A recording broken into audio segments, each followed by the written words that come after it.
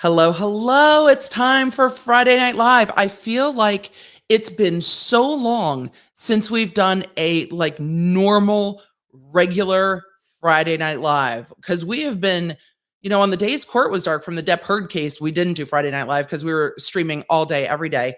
And then last week when we would have done Friday Night Live, I was at a Dave Matthews concert, which was amazing. So we're back to our kind of regularly scheduled Friday Night Lives with y'all. We're basic. So if you were there last night for the members only live stream, we're going to talk about that in a minute. I've got my claw tonight. We did a Topo Chico last night, and we're just going to hope that the audio doesn't get cranky with me, that we just get through all the things we get through. And I've got so much. Let me know where you're coming in from, what you're drinking. If you're drinking, for those of you where it's, too early or too late or the things, for those of you that are sober, I've also got a bunch of water here too. So we've got all the things. We've got mega pints of water and a White Claw. How fun are these, by the way? This one is from Octo, from Disney. This one was just randomly at my Starbucks and that. So for all of the members, there is a pinned comment on the members only live stream. We are working on it. They got a little cranky about a little bit of a music video that we showed at the end. For all of you that were on live, you know what I'm talking about. We knew it might happen. And I was like, look, it might happen. So it's processing. It should be back up later. That part's just going to get clipped out and then it'll be available. I'm sorry for the delay. We get a little fiery for members only live stream. So it'll be up soon. And that's what it is. Coming in from California, 105 degrees, unacceptable. That's like Arizona weather. That's Arizona weather. Jen K, I'm so sorry that you were at the emergency vet. Been there, done that. Always stressful. Always stressful. Though it was different. I can't open this with my nails. Are you a responsible person, Emily? Yes. We've got to open our drink without using our fingernails. So we're going to use our unboxing knife.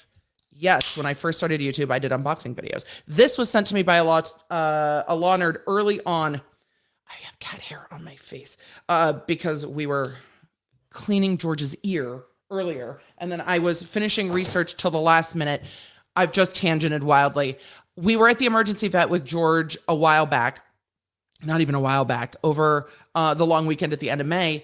And this is so Tennessee, but there was a poor dog who had gotten a fish hook stuck. It looked like they grabbed the fish hook when somebody was fishing and tried to bite the lure and ran. Got it taken out very quickly. Doggo seemed completely fine and oblivious, but it was one of those things where it's we need to get this out. And I'm like, I've never seen that happen in Southern California. I'm sure it does. I know, people fish, but it was just. My kid keeps trying to steal this because it's iridescent. And I'm like, no, you can't steal it. You can't steal it. You can't steal it. So with that, we have a lot of topics. I'm going to give you a rundown. We're going to get into the intro. We're going to get into saying hi because I haven't gotten to say hi yet. So you got your hair. Yeah, I got it cut too. It needed it. The ends were getting... The ends were feisty.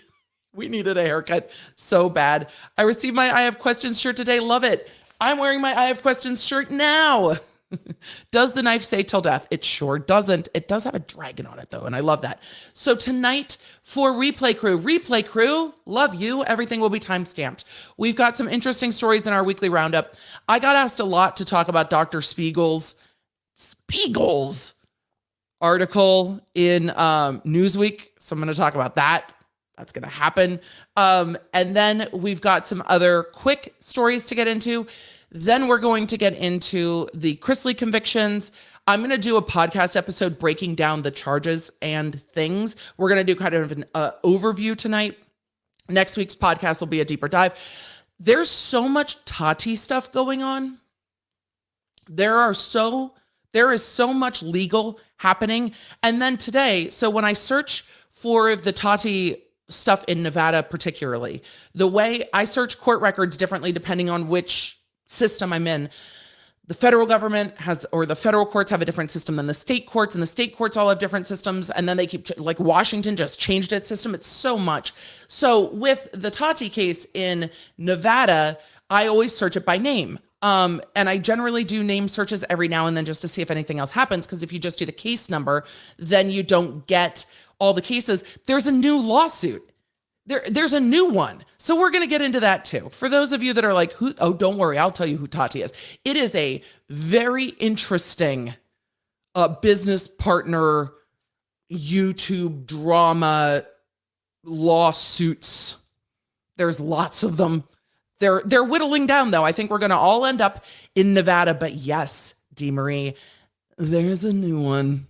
There is a new lawsuit. So we are going to talk about all of those things, which literally I found as I was prepping this. So I was prepping literally up until I had to go change the shirt that had cat hair on it and show up here. So there was, y'all, tonight's a busy show. The mods are already tired. They're like, that's too many topics.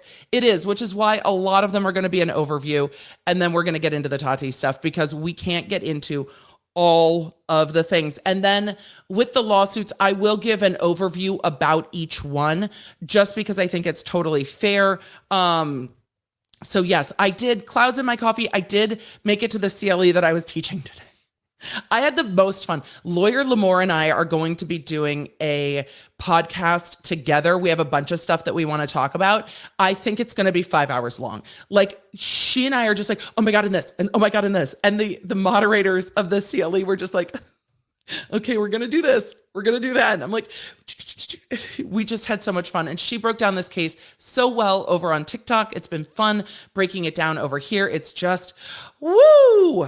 It's just so. All right, everybody, let us get into this, and we need to just. I should have rolled the intro 3 minutes ago, 7 minutes ago. We're just doing it now. Welcome. For those of you that this is your first Friday Night Live, all of you that found me during the Depp Heard lawsuits, welcome. Papa One in the chat. Let us know it's your first Friday Night Live. This is more in line with how the content normally goes. All right, let's roll. Hey there. If we haven't met yet, I'm Emily D. Baker, the badass lawyer and everyone's favorite legal commentator. I'm the host of The Emily Show, and I break down the legal shit behind the news and pop culture stories we all want to talk about. I have been a licensed attorney for over 15 years, but this is not legal advice. I should warn you, I'm a big fan of the cursey words. This channel is where the law nerds unite to talk about facts, not fuckery. So for all of you that are newer to the more regular streams that we do here, I will do our topics, our quick bits, and then get it to questions at the end. I'm going to try to leave a good chunk for questions, and the questions will kind of run the gamut. While we're in a topic, we're just going to talk about that topic. I will try to intersperse super chats as best as I can because I don't want to get too off topic because it'll happen. And B, I want to also acknowledge them. I know that StreamYard's been having some issues, so I'm going to try to just capture all of them as they come through. And yeah, we will try to get to them. It will be easier because I don't think we will have 100,000 people in the stream. Let's just have a quaint amount of law nerds in the stream so we can all just chitty chat together. So welcome all of you for your first Friday Night Lives. We will get back into doing Court of Public Opinion next Friday Night Live. There are so many topics tonight. I'm like, we can't have fun with Court of Public Opinion. There's so much here. Jenna Benna, thank you so much for the super chat. I appreciate it. We're going to get into the early ones. Question, how many stars do you have? Jaded stars with regards to what? I don't know. I don't know what that means. All? None. We're going to go with that. Jules said, did you see that Kathleen Zellner was part of Johnny's legal team? And what do you think of her? I didn't see her in court. I'm not familiar with her much. I'm sure she was a part of bigger cases that I'm not remembering. So I don't really have thoughts. Thank you. Hello, Vanessa. Was wondering if you have a thought about making some motion to yeet merch. I have thought about some type of yeet merch. I have not run all the searches I need to run on it yet, but I have considered it. I'm going to get to that during questions and answer. Christine, I'm sorry. I'm going to get to that during questions and answers. But yes, a lot of JD's lawyers were pro hoc vice, which means they're appearing in a jurisdiction where they're not licensed through the court allowing them. It's very commonly done.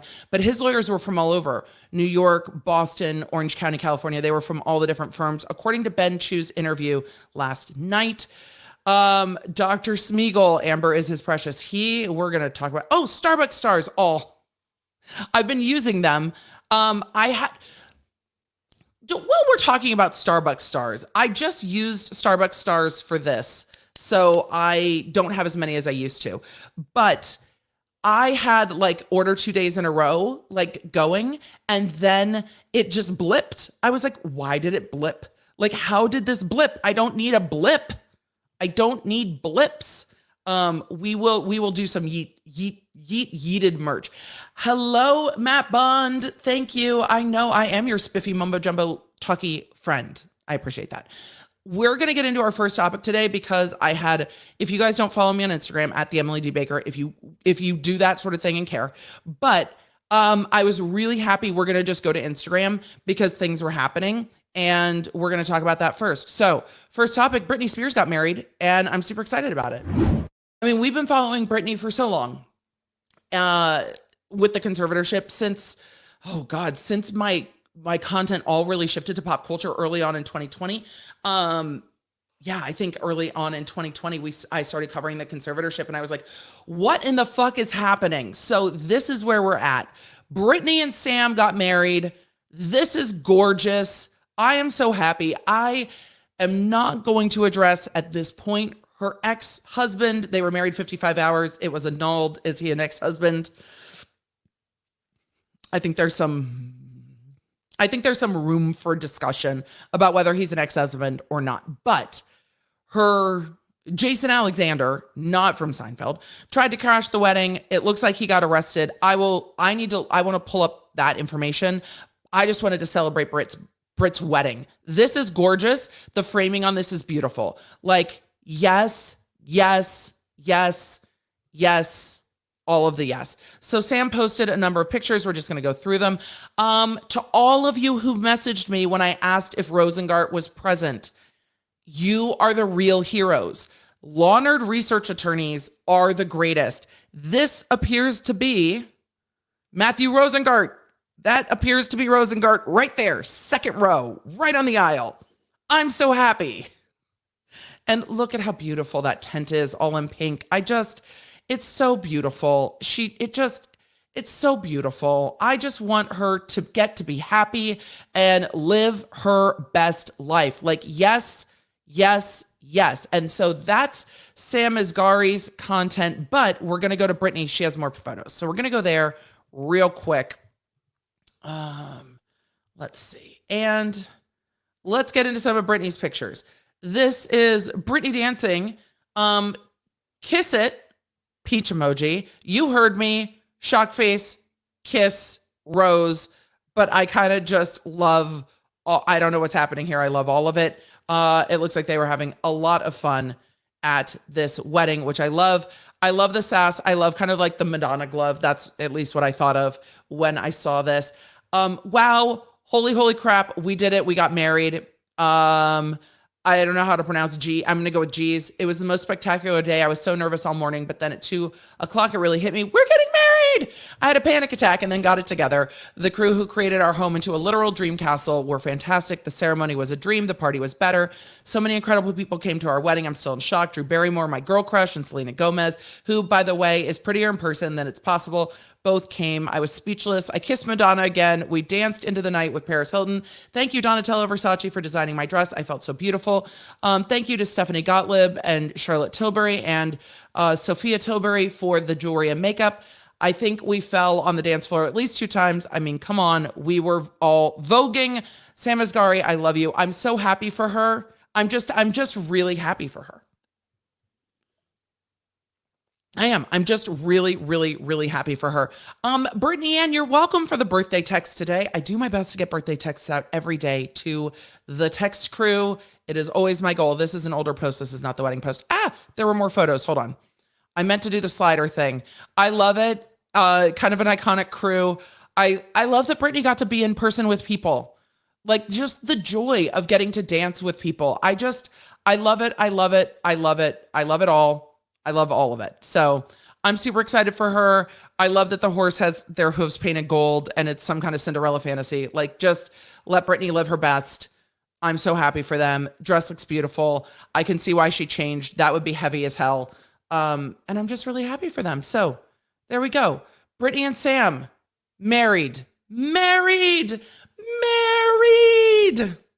I'm so excited for her. So with how much we have covered Britney, it's nice to actually see.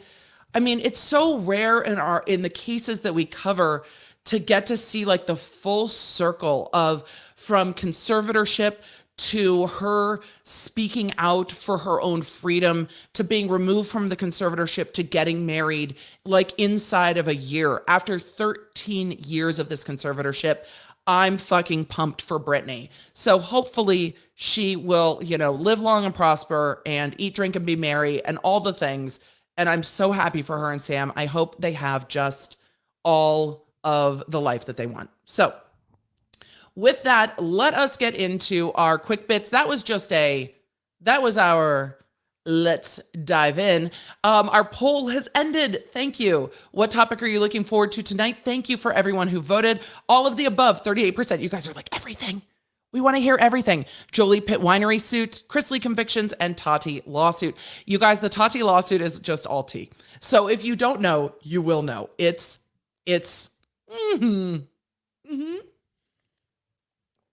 legally a very, very, very interesting suit. So I'm looking forward to that. I love a legally interesting suit. And we've been covering it for so long. Like the twists and turns in this litigation it's been trillery is what it's been. It's just like, so with that, we are going to move into quick bits.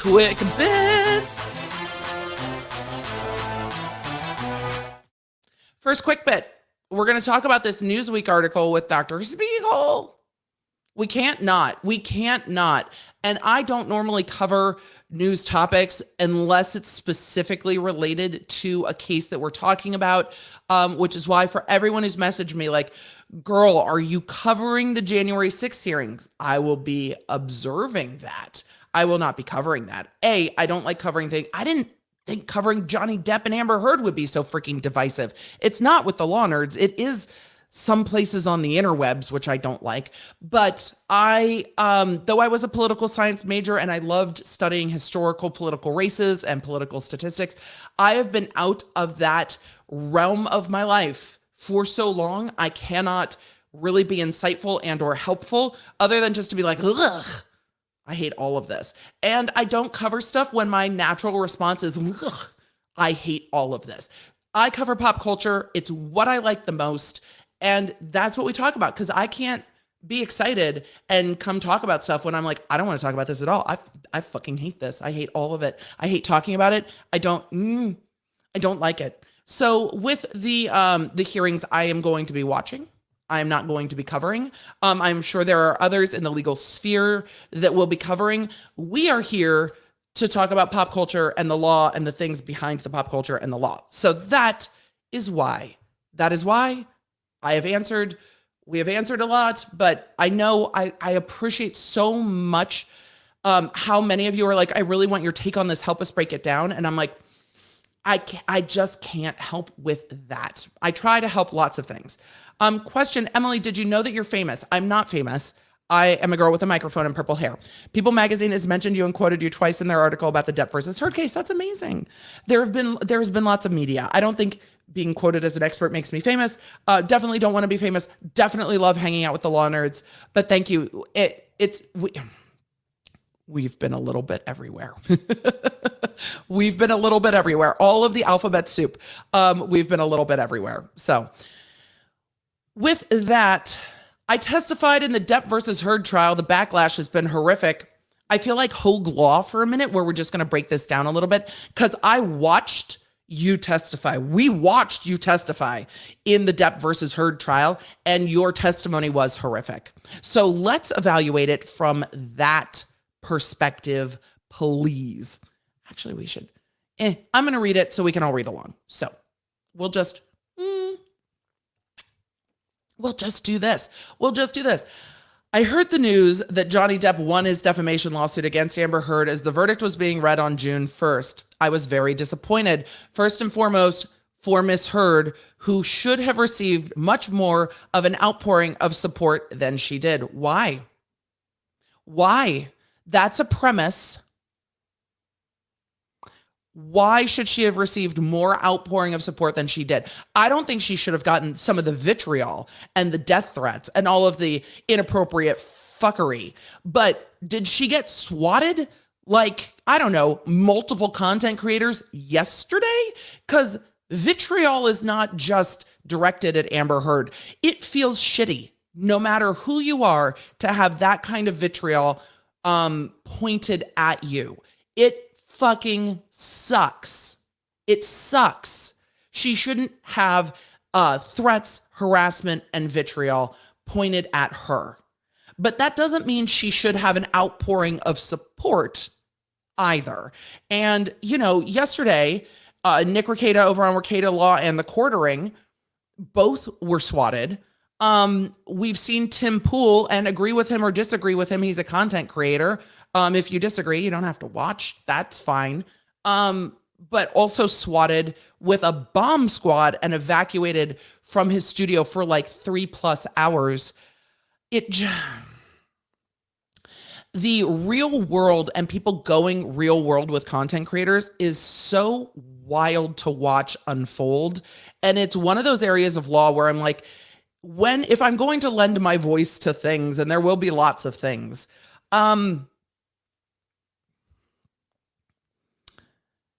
going real world with people in a way that threatens their safety, their families, their lives is just so dangerous. And for all of you who are like, what's swatting? I'm not going to get into it too much. Swatting is generally when somebody calls in, texts in, or makes some kind of a fake report to police to try to get the police to show up at the house of the person, the streamer, whoever, and either pull them out of their home or barge into their home. People have died in swattings. People have had their animals killed in swattings. People have been terrorized. It's a real problem. JoJo Siwa got swatted shortly after she came out, and it can be, it's expensive, but it can be very, very dangerous. And, you know, Rekieta's local law enforcement seems to have it down. The Quartering and his wife both ended up in handcuffs until it was sorted out. It's just, if you don't like creators, that's fine. You can not like them. You can say you don't like them. You can have opinions about them. You can not watch their content. I just don't understand the trying to harm them. And so even though swatting is illegal, it is very difficult. It is very difficult because it can be fatal. And I would never wish that against people I don't like.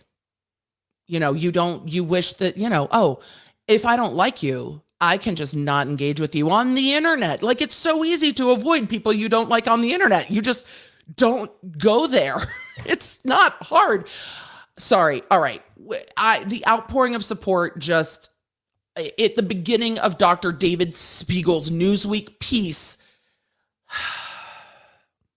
We just had to talk about it. We just had to talk about it because I don't doubt that the backlash has been tough, and people going real world really is deeply frustrating for me. I think it's okay to just be like, I don't like this person.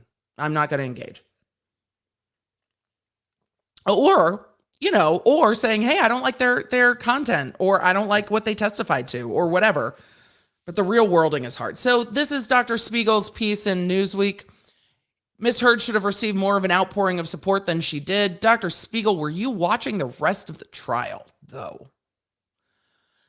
I've been a practicing psychiatrist for around 30 years and have previously provided medical malpractice expert witness testimony. That's different. Medical malpractice is different than this. That's the only expert testimony you provided is med mal. That's interesting.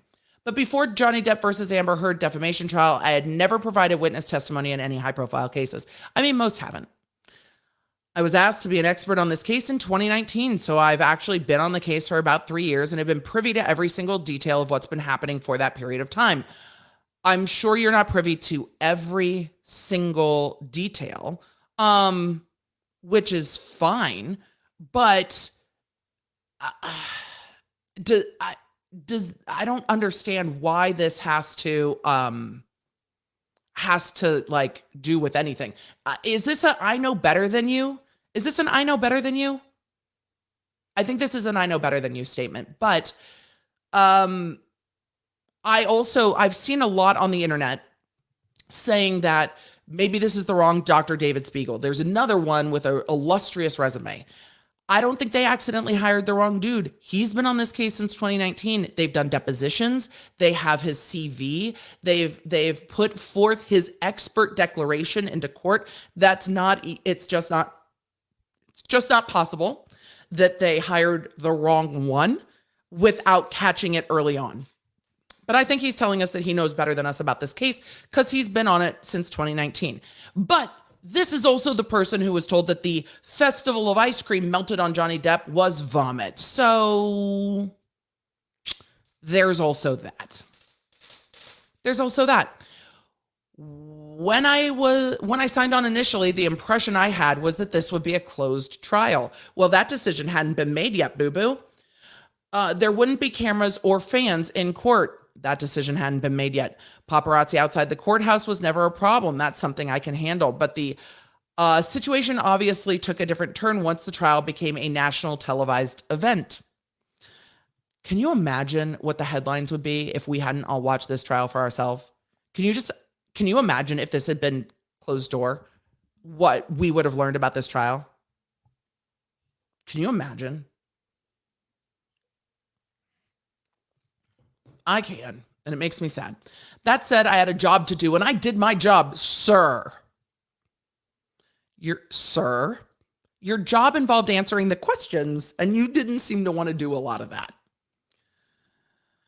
Before the trial, I had one 50-minute Zoom meeting with Amber Heard, and I had lunch with her between sessions on May 23rd. She was very nice, very cordial, very polite.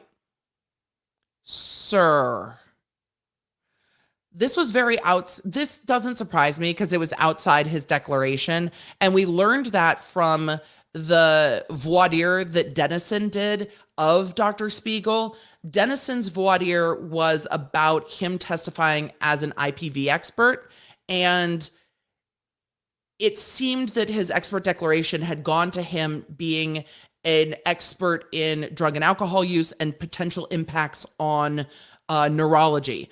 But one 50-minute Zoom call indicates to me that he wasn't really there to be an IPV expert. I always thought, based on that voir dire, that he had been retained to talk about the impact of drugs and alcohol on memory and cognition. But all right, one 50-minute Zoom call. She was cordial and polite. Sure, I'm sure she is very charming in person. The beginning of her direct examination was very charming. Very charming. Talking about her stories from back in Texas. The clip of her on the James Corden show, immensely charming when she's talking about the claw hands and not having grace. Charming to watch. And then there was more. But, in a 50-minute Zoom call, I can imagine that she is lovely and charming. I get it. I was very comfortable with the subject matter. Great. I am well-versed on trauma and substance abuse, and I was well-versed on the facts of the case.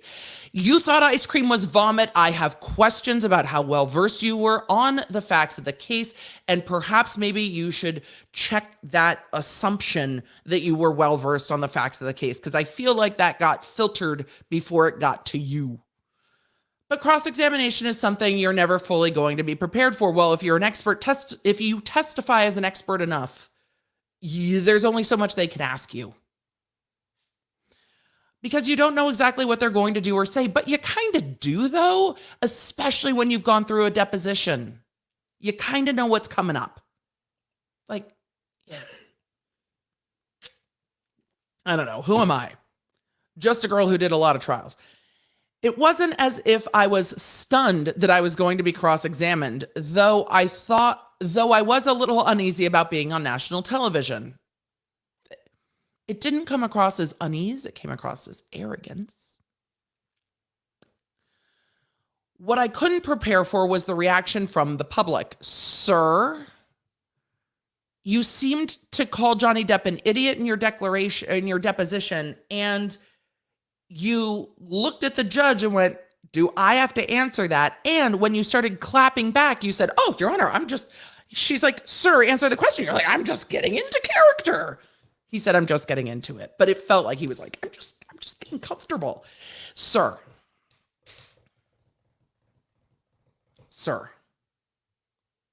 No. In this combination image, oh, wait, sorry, that was the text for this. We're going to skip the alt text. When I left the courthouse, I was told to leave when the witness after me was going. What? When I left the courthouse? What? Why is this sentence hard? I was told to leave when the witness after me was going when I left the courthouse because the people in the gallery could not leave at that point. So when I left, they could not follow me to my car. Okay. I drove to my hotel, and around an hour later, at about 4 p.m., my wife called and said, listen, I don't want you to look at what's being said. I asked her how horrific it was, and she told me it was pretty bad. I'm not a social media expert, far from it, but I don't expect the whole horrific so I didn't expect the whole horrific post-trial backflow.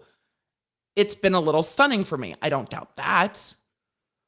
The volume of it, from the personal attacks on who I am and what I present like, the mouth movements were a lot, to what I look like and say, was obviously a little hurtful. It was probably more than a little hurtful. I mean, don't downplay it now. It was probably hurtful.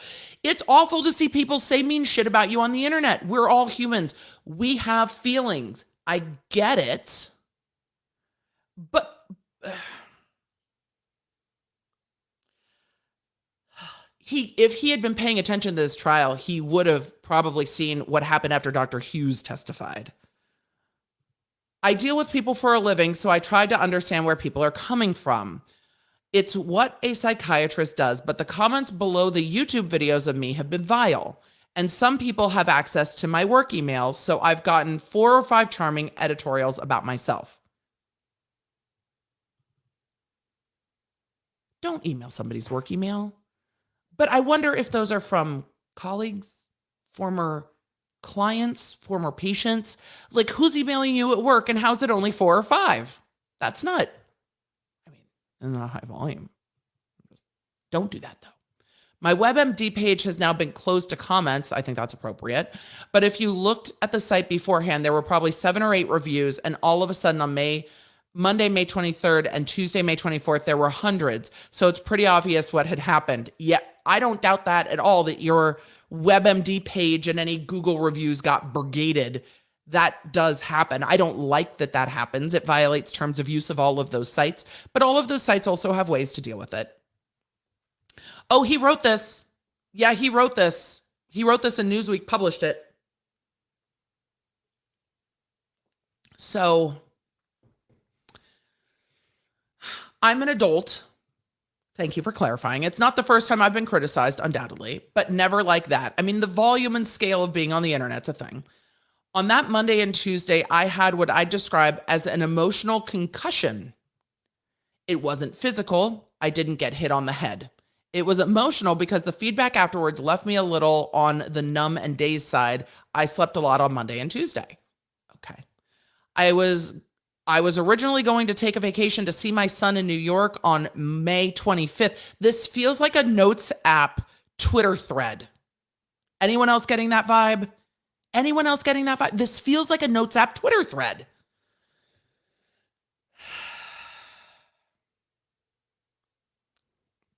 I was originally going to take a vacation to see my son in New York on May 25th and then come back to Virginia on May 31st. Thank you for letting us know your plans. Instead, I started the vacation a day early. Great. Fortunately, I have had a lot of support from my family, and even my patients have been emailing me. And the good news is that my residents and faculty members all support me and texted me and had "We're with Dr. Spiegel" t-shirts made for me. That was comforting.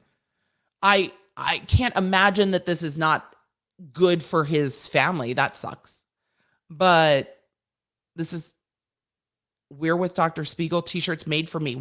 Shouldn't they be the ones wearing it? Not him? Okay. During my career, I've dealt with people who are not guilty of murder by reason of insanity. And I've dealt with people who are psychotic and have threatened to kill me. I mean, sames. And it has never fazed me one iota, but this did. You start realizing that it really just takes one person who is not seeing things right to do what? Where's the rest of this sentence? This more and more feels like a notes app.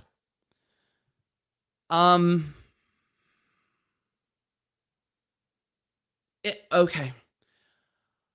I don't think I was paranoid to the point that I was shutting the blinds. But my eldest daughter is still in my house in Virginia, and as ridiculous as it sounds, I have a pit bull. You guys, I'm now scared. What is happening in this article? Mom, can you please pick me up? What? I have not read this yet. What is happening? I'm so glad he has a pit bull. Not Pitbull, the singer. Okay. I love my dog. She's a great dog, but she's still a pit bull at heart. What is happening? This was probably the first time I ever thought in my life, thank God I have a pit bull. And I'm glad that my pit bull is here with my daughter. Am I glad that my pit bull is here with my daughter? ? Yes, I am. I don't think that my dog would harm anybody, but she should be intimidating. What?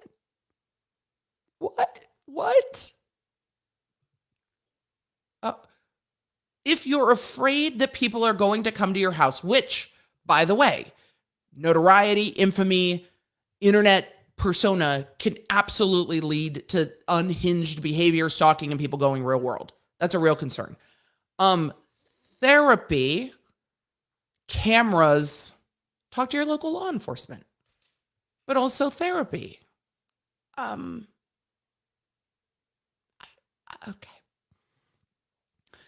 I would have liked Mr. Depp to get ahead of this and have said, listen, I understand you're upset, but there are ways to express how to be upset. Wait, what the fuck? Y'all. What is happening? He wanted Johnny Depp to do what in the middle of a trial? Is this Johnny Depp's fault? This has nothing to do with Depp other than the fact that you were testifying at the trial where he was the person and you were trying to diagnose him seemingly off of watching the Pirates movies. But this is not, you want Johnny Depp to save you? I can't even. How is this happening right now? Everyone who sent me this, thank you. Thank you to all of you that were like, girl, did you see this? I was saving it to do on air. Thank you. I would have liked Mr. Depp to get ahead of this and to have said, listen, I understand you are upset, but there are ways to express how to be upset. The fact that he hasn't probably says potential volumes about him. Okay, I don't even know what that sentence is. The fact that he hasn't said that he was in a fucking lawsuit. He was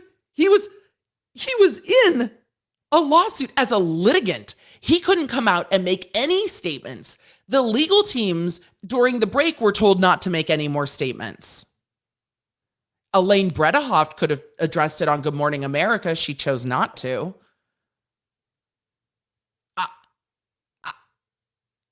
The fact that Johnny Depp hasn't said anything probably says potential volumes about him. That's a sentence.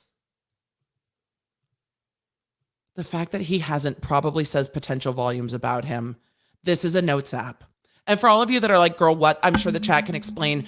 YouTubers, social media people tend to do apologies in their iPhone notes app and then just post them directly from the app so that you have more words on Twitter. So when I say this reads like a notes app apology, it kind of reads like a notes app apology, but this is not an apology. This is a notes app.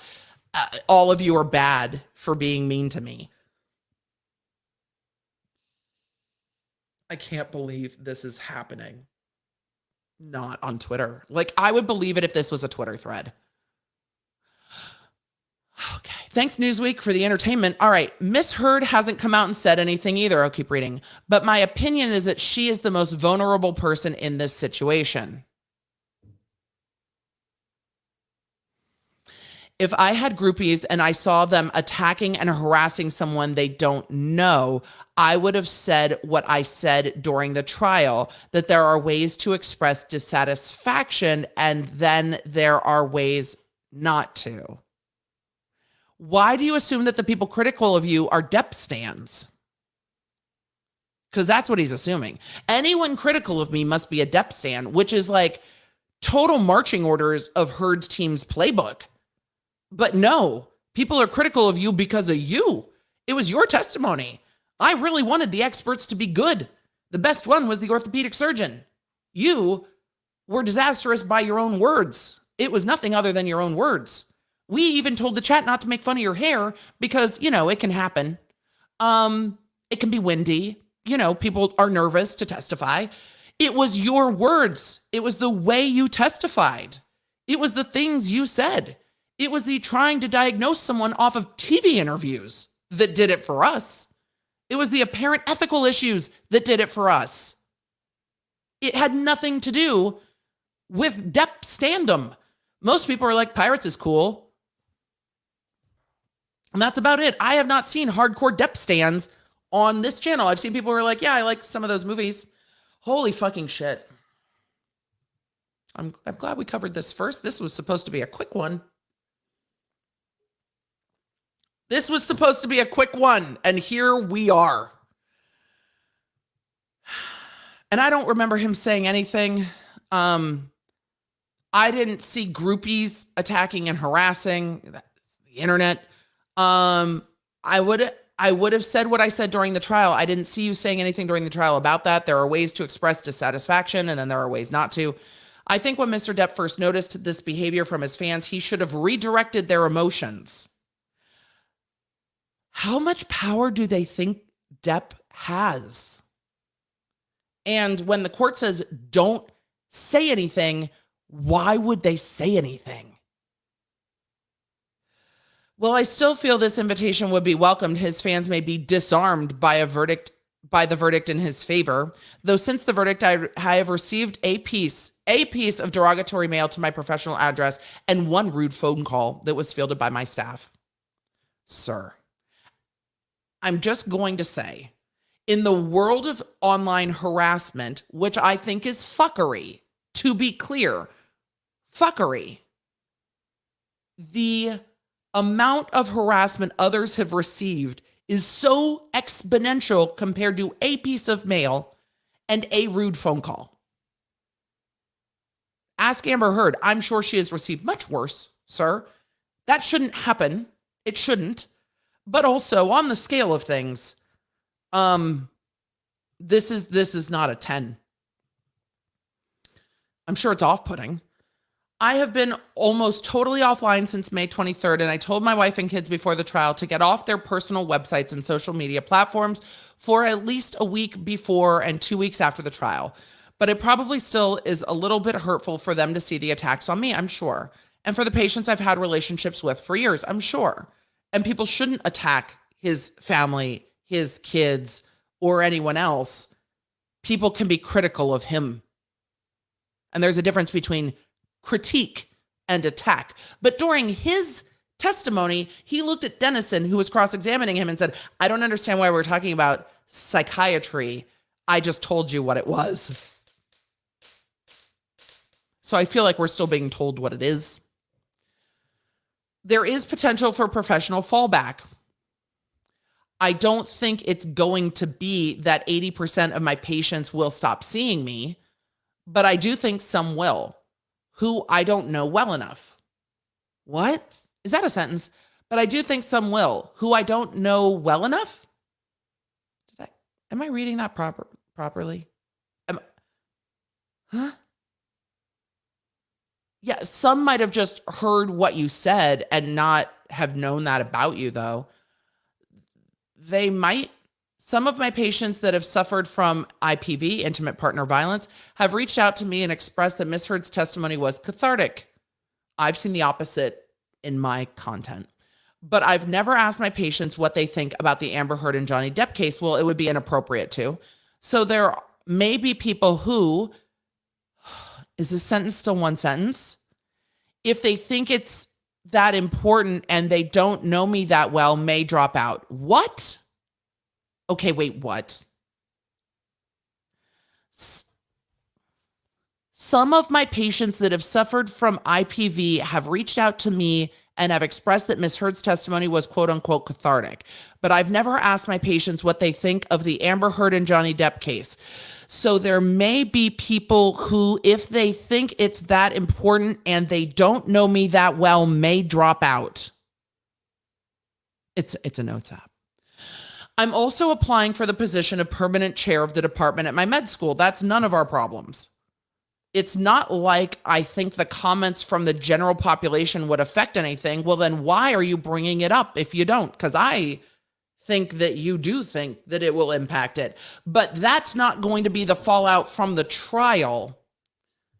That's going to be the fallout from your testimony.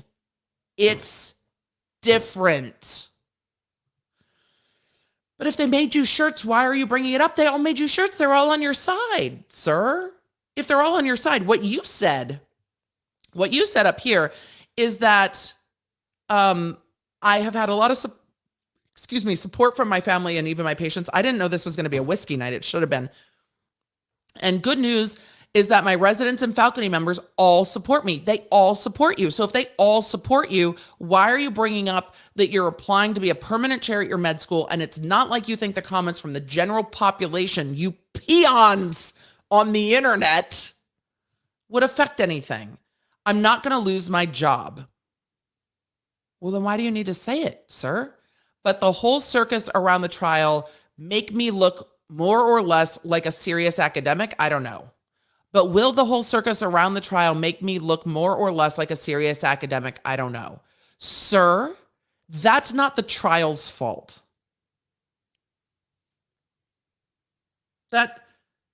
Because no one made Dr. Curry a circus, even with the muffins. And that's not because she testified on Depp's side. That's because she's Dr. Curry and she testified professionally. Okay. My thought has always been that before we choose a hero or a star, it's important to remember that we don't know them. We know their persona. Wait, were you portraying a persona as an expert witness? Because I thought you were just giving expert testimony. That's why it's always better to pick a hero that you know, like a family member or a teacher. No one's trying to make okay, I can't say anyone.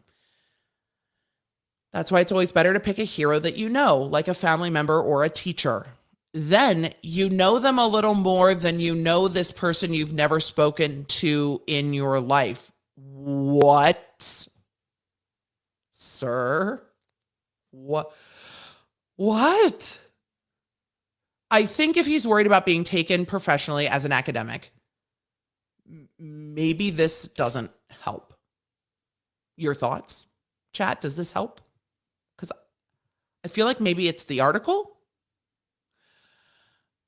I like that Newsweek had his back with this screenshot. I feel like that was special. I would say to people who have attacked me that just like you don't know Mr. Depp, they don't know me. Well, is it you or is it they? Because I feel like you switched. Just like they don't know Mr. Depp, they don't know me. Ah, there we go. That was me. This is my career. This is what I do. Great. I am an emotions guy. Well, that explains all of this. You should have led with that. Hi, I'm Dr. Spiegel. I'm an emotions guy. I don't want to argue psychiatry with you because I'm right, but let me tell you how I feel. My feelings are hurt by the internet. The internet can be mean, fair. The internet can go too far, also fair. It can hurt your feelings, also fair. And that all sucks. It does. But I don't know if going to Newsweek to bitch about the people that are being mean to you on the internet is going to help or make you look like a serious academic.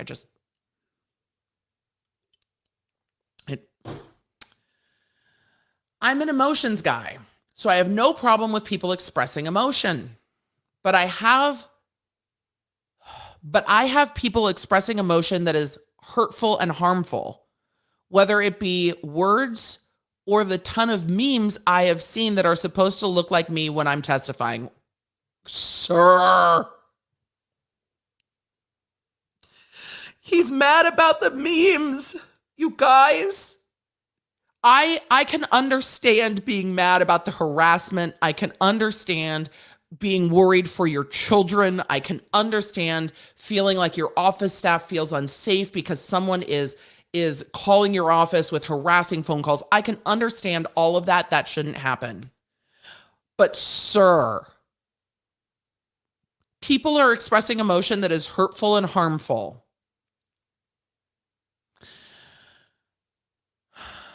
With the tons of memes that I've seen that are supposed to look like me when I'm testifying.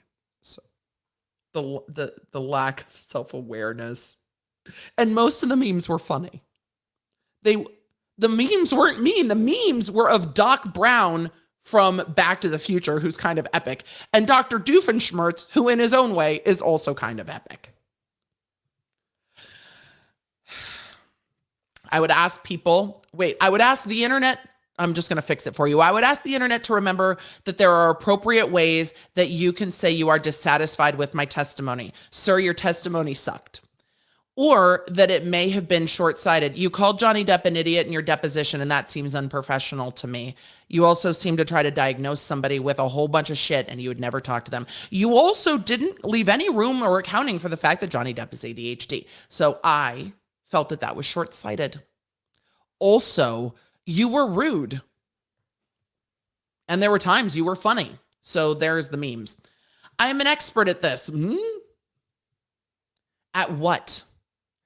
Testifying or notes app apologies or criticisms. It's not like I saw one clip of Mr. Depp and then said, oh, let me judge this. No, it seemed like it was multiple movies. Now, I wish Amber heard emotional healing in a scenario where she was perceived by the general public as a villainess. I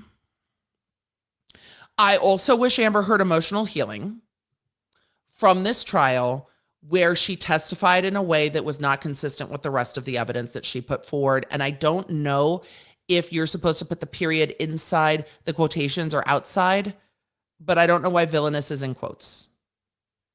But okay, I am definitely not a grammar expert, and spelling is also challenging for me. But sir, you know what? Not sponsored, but Grammarly, hugely helpful. Just, you can put it in your Google Docs. They got a free version, real good. You can even set the tone for your writing, like academic and whatnot. Totally can. It's inside. See? There we go. It just seems so oddly spaced. This is the dyslexia in me where I'm just like, but I don't like the way it looks. It spaces it out. It spaces it wonky. Like I want the quotes there and then the period. That's just me. The trial was in many ways an excellent experience for me. Really? You didn't talk about any of that.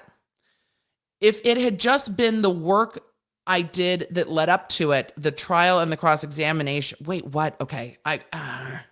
He did. That's right. He did promote his book. He totally promoted his book. He shouted out his book a lot. He did shout out his book. He did. Thank you for reminding me. Definitely not. See, I told you, I don't know these things. This is why I rely on things like Grammarly. The trial was in many ways, an excellent experience for me. If it had just been the work I did that led up to it, the trial and the cross-examination, if it had ended in a bubble, I would have said I'd be 100% be. That's not real. Is that Jesus? I'm going to have to read this again. That's not real. That's what that says. Fuck. This is why I hate poorly written things. It really makes it hard for my brain. Okay, let's try this again. The trial was, in many ways, an excellent experience for me. If it had just been the work I did that led up to it, the trial and the cross-examination, if it had ended in a bubble, I would have said I'd 100% be an expert witness in a high-profile case again. Now I'm 60-40 leaning towards no. Good. We know you're not available. Never in my life have I been the target of such voluminous amounts of hate. You, sir, you said a phone call. A phone call. I have seen influencers harassed much more severely than that. Not that that's okay. I'm just saying his perception of voluminous is suspect to me. Never in my life have I been target of such voluminous amounts of hate ever. I will process the emotion, but it will always be there. I don't doubt that. The knowledge that I was on the receiving end of such venom. That's the knowledge. Maybe it's time to reassess. Dr. David R. Spiegel is a psychiatrist practicing in Virginia. All views expressed in this article are the author's own, as told to Jenny Hayward. Jenny. That's why it reads like a notes app. It is a stream of consciousness. No, Jenny. That we needed to lobby for an editor here. This was uploaded. Let's see. Let's take it out of reader view and get the date on this. This is from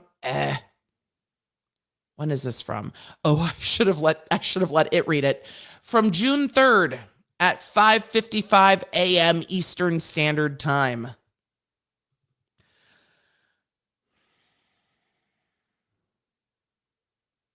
That was an adventure. I don't like that I took that ride. Would not ride that ride again. I would not ride that ride again.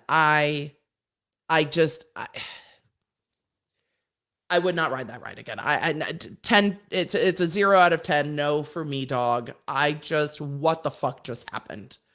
Dr. Spiegel is in his feelings about the internet, but I think that maybe if he has people to talk to, maybe it will be okay, but it sucks. Being on the receiving end of hate on the internet sucks. It does. But also you can't really fight with people's opinions and memes. So, all in all, I think that Amber Heard has probably been subject to a lot more vitriol. And I think, I wonder if Amber Heard is like, fuck you, bro. Have you seen the shit people have said about me? Have you seen what people have done to me? Have you seen the vitriol, the hate, the death threats?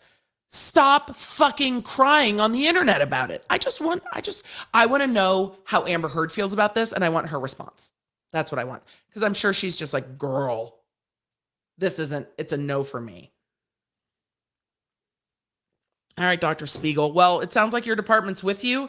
I don't think this is going to help you be perceived as more of an academic, but that's just in your own words. We have a serious topic next, so we're still supposed to be in quick bits, and our timing is already fucked for the night. So here we go. I think I'm gonna do a deep dive on this. You guys let me know if you want a deep dive on this. But USA Gymnastics versus the FBI is something I am very, very interested in. This is something that I started following with the Believed podcast, which I thought was fantastic, and following the Larry Nassar scandal. And I'm not going to go into details tonight. I would give all of the warnings about that. But I feel like this is a deep dive that needs to be a podcast because it needs to be an opt-in or opt-out because of the content and because of the subject matter of the Nassar abuse scandal. And I think that I will do it in its own content so that it's an opt-in or opt-out. There is a very lengthy Department of Justice breakdown of the FBI dropping the ball on this, on not taking victims of abuse seriously. And I think it needs the attention. But this is coming out of Law 360 from June 9th. You know that I love their reporting. The victims of Larry Nassar are pursuing $1 billion in damages for the FBI's botched investigation. Suing branches of the government is tremendously specific and difficult, but this is more than 90 former USA Gymnastics members and 256 victims that have filed claims against the FBI as of Wednesday. So the DOJ has 6 months to respond before the victims can take the matter to court. It might settle before it gets to court, but I do think it's an Emily Show episode.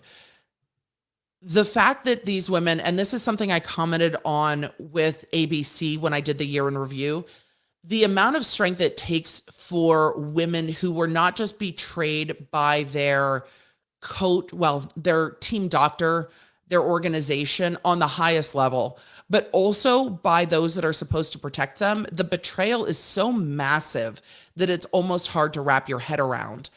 But seeing gymnasts like Michaela Maroney, Simone Biles, and Ali Reisman joining with others to file their claims and speaking up is incredible to see, because the difficulty in standing up to these massive institutions just can't be understated. And I think it's important to bring light to that. Nassar has already pled guilty to 10 felony inappropriate sex crimes in 2018, is serving a life sentence for those abuses. But this is a civil case going after the FBI for not pursuing this in multiple jurisdictions. So this is moving forward. It is difficult, but there is now a 6-month gap between all of these cases being filed that allows the government to attempt to settle them before they can go into court. So this is a very long process. After what all of these women and girls have been through, and I don't know if any of the victims are male. I think this was just USA Gymnastics with the women's team, but I will look at that. With everything that they've been through, I just can't imagine. I can't imagine competing on the world stage and having everyone cheering you, being literally our US women's gymnastics team is propped up as some of the greatest athletes. We cheer for them. We love these teams. They are everywhere. To have this going on behind closed doors, to have to carry this weight is just so horrific and sad. And it just feels like you never knew what was going on for them. And then they're performing at this level. I just can't imagine the toll it took on them. So U.S. Gymnastics versus the FBI, or the gymnasts versus the FBI is moving forward for now. The government has 6 months to settle it. I wonder if they will. I think it's possible, but we will look at the DOJ's investigation, and that's what I intend to do the deep dive into, of the DOJ's investigation into what the FBI did with regard to the reports in this case, because it is being able to sue the government is a very odd and interesting thing. B, I don't think this is a polarizing topic, or shouldn't be. It's deeply, deeply sad, but this is a failing. And I think pointing out a massive failing like this is absolutely needed. It's needed to be discussed. And if you are interested in this case, I would just say the Believed podcast about the Nassar abuse scandal and the trial and leading up to the trial is so respectful and insightful and well done. It is worth a listen. this is wild. But I think one of the things that is going to be important in this case is public pressure. And I think that when we're looking at how public pressure can be used for the power of good, it is looking at public pressure, looking at our government saying, this is unacceptable. This is law enforcement dropping the ball. This is the FBI not protecting its citizens. This is horrific, and this is not okay. And this is needed. But this case is going to be groundbreaking. This has not been done before. But part of the reason that the legal experts that are familiar with suing governments, well more than I am, part of what's tying this in is that there has been headway made in the lawsuits regarding the Parkland shooting case. And so we are seeing a tip towards opening up these doors to being able to hold those in power responsible when they fail, when you can. So I think that it's an interesting tie-in that the lawsuits with regard to the horrific Parkland shooting might be what's opening the door to allow this to go forward, and to get to the place where the government might settle this. So it's a topic that I will cover again in separate content, but the fact that this is now a $1 billion case against the FBI is very interesting. I do not intend to go deep into the details of the abuse. I tend to focus on the failing of the FBI. Again, the abuse is more laid out in a very respectful way in the Believed podcast talking about the Nassar scandal. I am going to be focusing on the lawsuit against the FBI and the rare circumstance where you have people suing the government over a tort for failing to take action. Generally, those are functions of government that you cannot sue over. You can't sue a Britney Spears judge over decisions that were made in the courtroom civilly. You can't. They are protected by privilege, actual legal privilege. And there are protections for government acting in the proper functions of government where you can't sue them. So this is a very, very interesting kind of thread the needle kind of a case. And I hope that it's discussed not just by me, but others to put pressure on government to say, do the right thing. And I hope many will. And maybe this getting brought during an election cycle is helpful. Maybe. I'm just speculating. Good on the lawyers for the timing. Get it. So with that, you guys are also recommending Athlete A on Netflix. I have not seen that yet. But we will. Okay, chat. We will absolutely do a deep dive on this. So we will do a deep dive. I will do it on the Emily show. And yes, the FBI is normally protected for their functions of government, but there is some threading the needle here on the legal theories. Because not to say it's not an uphill battle, because the government has sovereign immunity, and generally can't be sued for civil damages. But the gymnasts are bringing their claims under the Federal Tort Claims Act, which does provide an avenue for people harmed by federal agencies and can seek to compensate them directly. How familiar are you, Emily, with the Federal Tort Claims Act? Minimal, which is why it's going to take a little time to produce an episode on this. So from the reporting from the Amazing Law 360, it just says the government typically wins when it chooses to fight the claims in court, according to legal experts.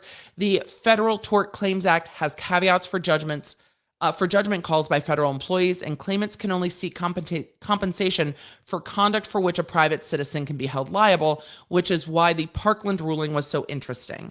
So I'm hoping that in this 6 months, this might get settled.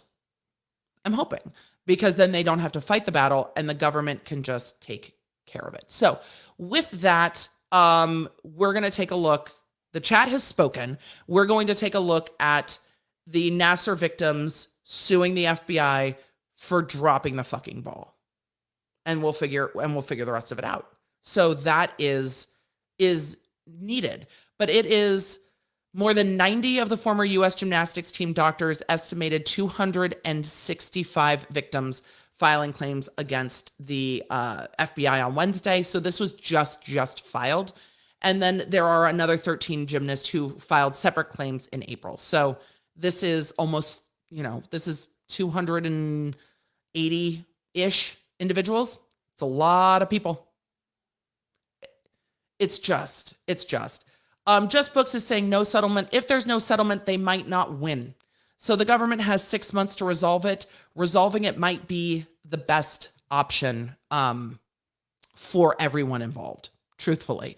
And I don't always think that's good, but there's also a big DOJ report, and I'll go over that. That is quite a lengthy report. And with that heaviness, we are going to move on to wine, the Chrisleys, and a whole lot of Tati cases at an hour and 10 minutes in. Emily, how did we get so far behind? I didn't expect so much Spiegel fuckery, honestly. I was not prepared. Let's talk about the Brad Pitt, Angelina Jolie Winery lawsuit real quick.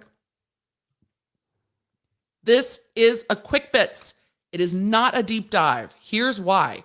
There is an episode on the channel where I do a complete deep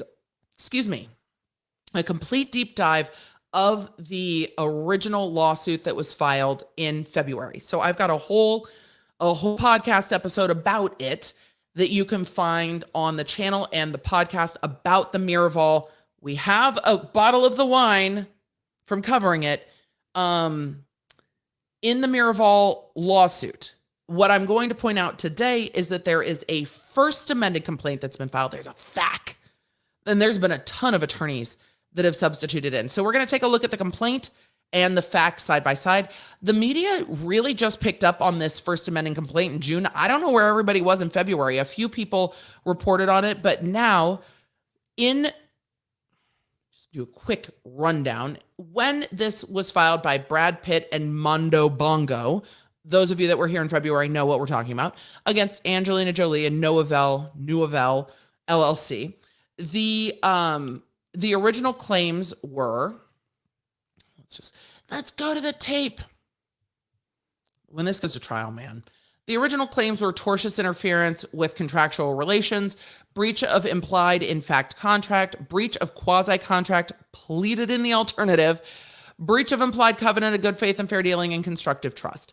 This suit broke down that Angelina Jolie had sold her interest in the winery, Brad Pitt alleges improperly, to Russian oligarchs. Well, since the invasion of Ukraine, that has been added into this suit as additional context, because as we were breaking down this suit that had been filed on February 17th, when I had gotten to the episode, we're like, how does this work? Like, if the Russian oligarch that this was sold to, if their assets are frozen, what is happening? And how is this going to potentially damage the winery? So, First Amendment complaint answers some of those questions and brings some of that in. And says, and we don't have an answer yet, so this is literally only Brad Pitt's side told in the light most favorable to Brad Pitt. Just as a reminder, Brad Pitt's side told in the light most favorable to Brad Pitt. And Mondo Bongo. It's still fun to say. It was fun to say in February. It's fun to say now.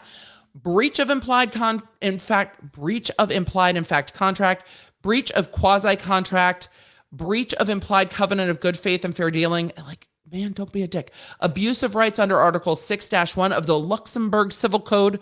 5 and 6 are tortious interference with contractual relations. 7 is a new tortious interference with prospective business relations. And 8 is constructive trust. Give us the shit and let us take it over. Let's see. We've got some of the same facts that we got in the other one with some new facts. In October 2021, Jolie purported to sell her interest to Tunt Del Mondo, a hostile third-party competitor bent on taking control of Miraval. We're just going to go with Del Mondo. It's so confusing to have Mondo Bongo and Del Mondo. I can't. Del Mondo is indirectly owned and controlled by Yuri Shefler, the Russian billionaire who controls the Stoli Group and whose flagship Russian vodka, Stolichnaya.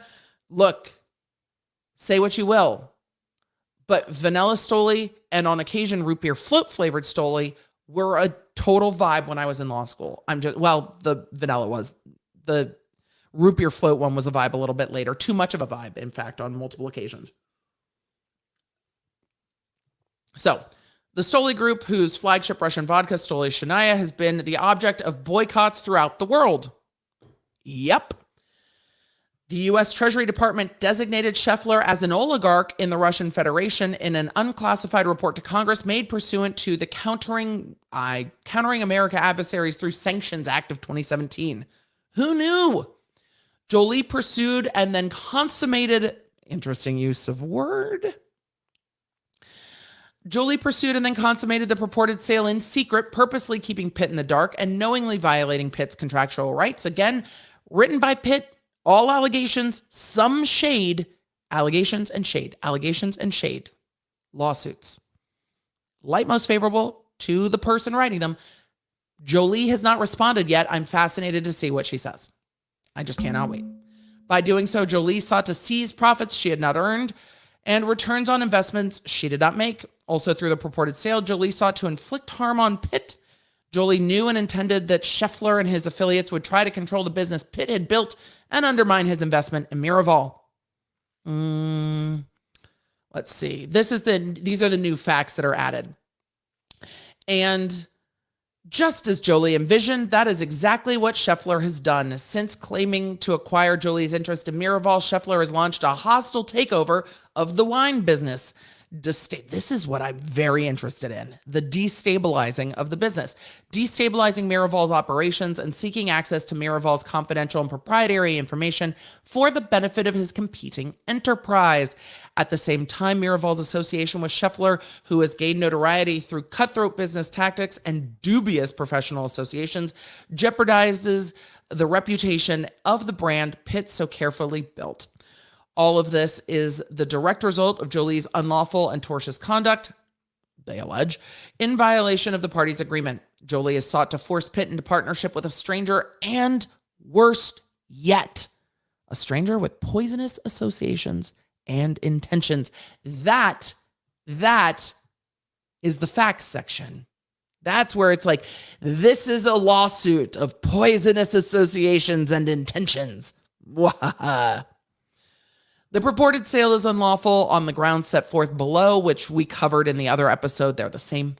Purported sale breaches any agreement between Jolie and Pitt that formed the foundation of the couple's investment in Miraval. The purported sale violates the contractual expectations of Pitt and Jolie and the entities they owned, established through the 14 years since they bought Miraval. The purported sale deprives Pitt of his right to enjoy the home he established for his family and oversee the business he developed from scratch. The purported sale tortiously interferes with Pitt's interest in the enterprise and his agreement with Jolie, and that of the entities through which the former couple affected their investment in Miraval. This is like deep business association stuff. So it's deep business associations. It's like companies owning companies owning companies. Let's go to the prayer for relief, because that's where we get the rest of it. We've already gone through all the facts. Most of this is not changed from what I have seen. Can we go to the end? Why won't you just go down? Get to the end. Get to the prayer for relief. Oh, these are all the these are all the documents that we've already been through because this had to be translated. All right, let me find it real quick. These are all the translations. I just wanted the prayer for relief. I didn't need this all translated in another language to be filed. This is the contract that was attached about the sale of Miraval, or the interests in Miraval. All right, prayer for relief. That's what we're looking for. Favor and judgment of plaintiffs against defendants, damages in an amount to be proven at trial, restitution to be proven at trial, disgorgement. We love disgorgement. Give it back. Give it back. Punitive and exemplary damages. Those are the punishment fuck you ones. For a declaration that Jolie's sale is null and void. For specific performance, do the thing our contract said. For the imposition of a constructive trust over the Quimicum shares held by Noavel. Give us it, hold it in a constructive trust so you can't do any more shit with it. For attorney's fees and costs, pre and post judgment interest, any other relief the court deems just and proper. And that is that is kind of the update. The update is that he added some of the more spicy language about what's been going on with the oligarch, and added a few other claims of tortious interference of things that have happened since, it seems, February, or been discovered since the filing in February. So that's what's going on with that lawsuit. This is a continued play out of what seems to be a very messy and unending divorce. I have not covered their divorce a ton. It's so much stuff.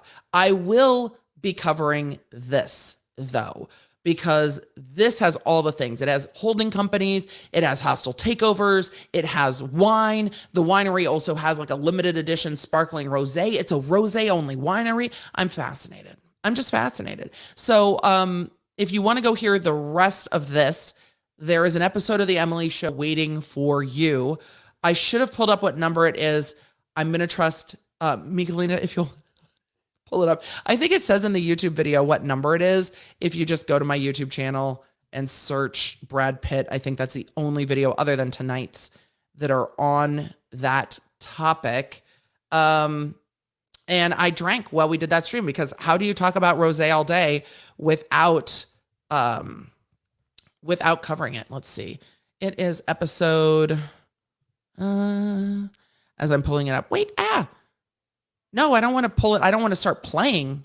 No, we don't want to start playing. It's episode 132 of The Emily Show. Episode 132 of The Emily Show. So you guys can find that on your favorite podcasting app or here on the YouTube channel. So you can just search for Brad Pitt. There we go. We covered that pretty quickly. Yay, us. Yeah. So that's back in February. You can do Blast from the Past, Emily, and go check that episode out. I will be covering this more. It's a lot of Pro Hoc Vice admissions is what's been happening in that case.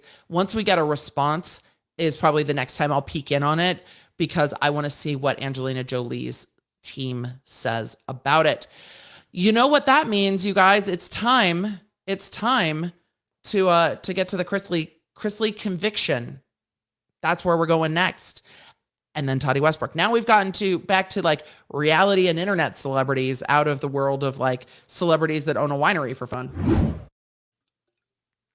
All right, let's get to the feds prosecuting Todd and Julie Chrisley and their accountant. What I'm going to do is go through, and this is also going to be a deeper dive in a podcast episode where I'm going to go through the charges.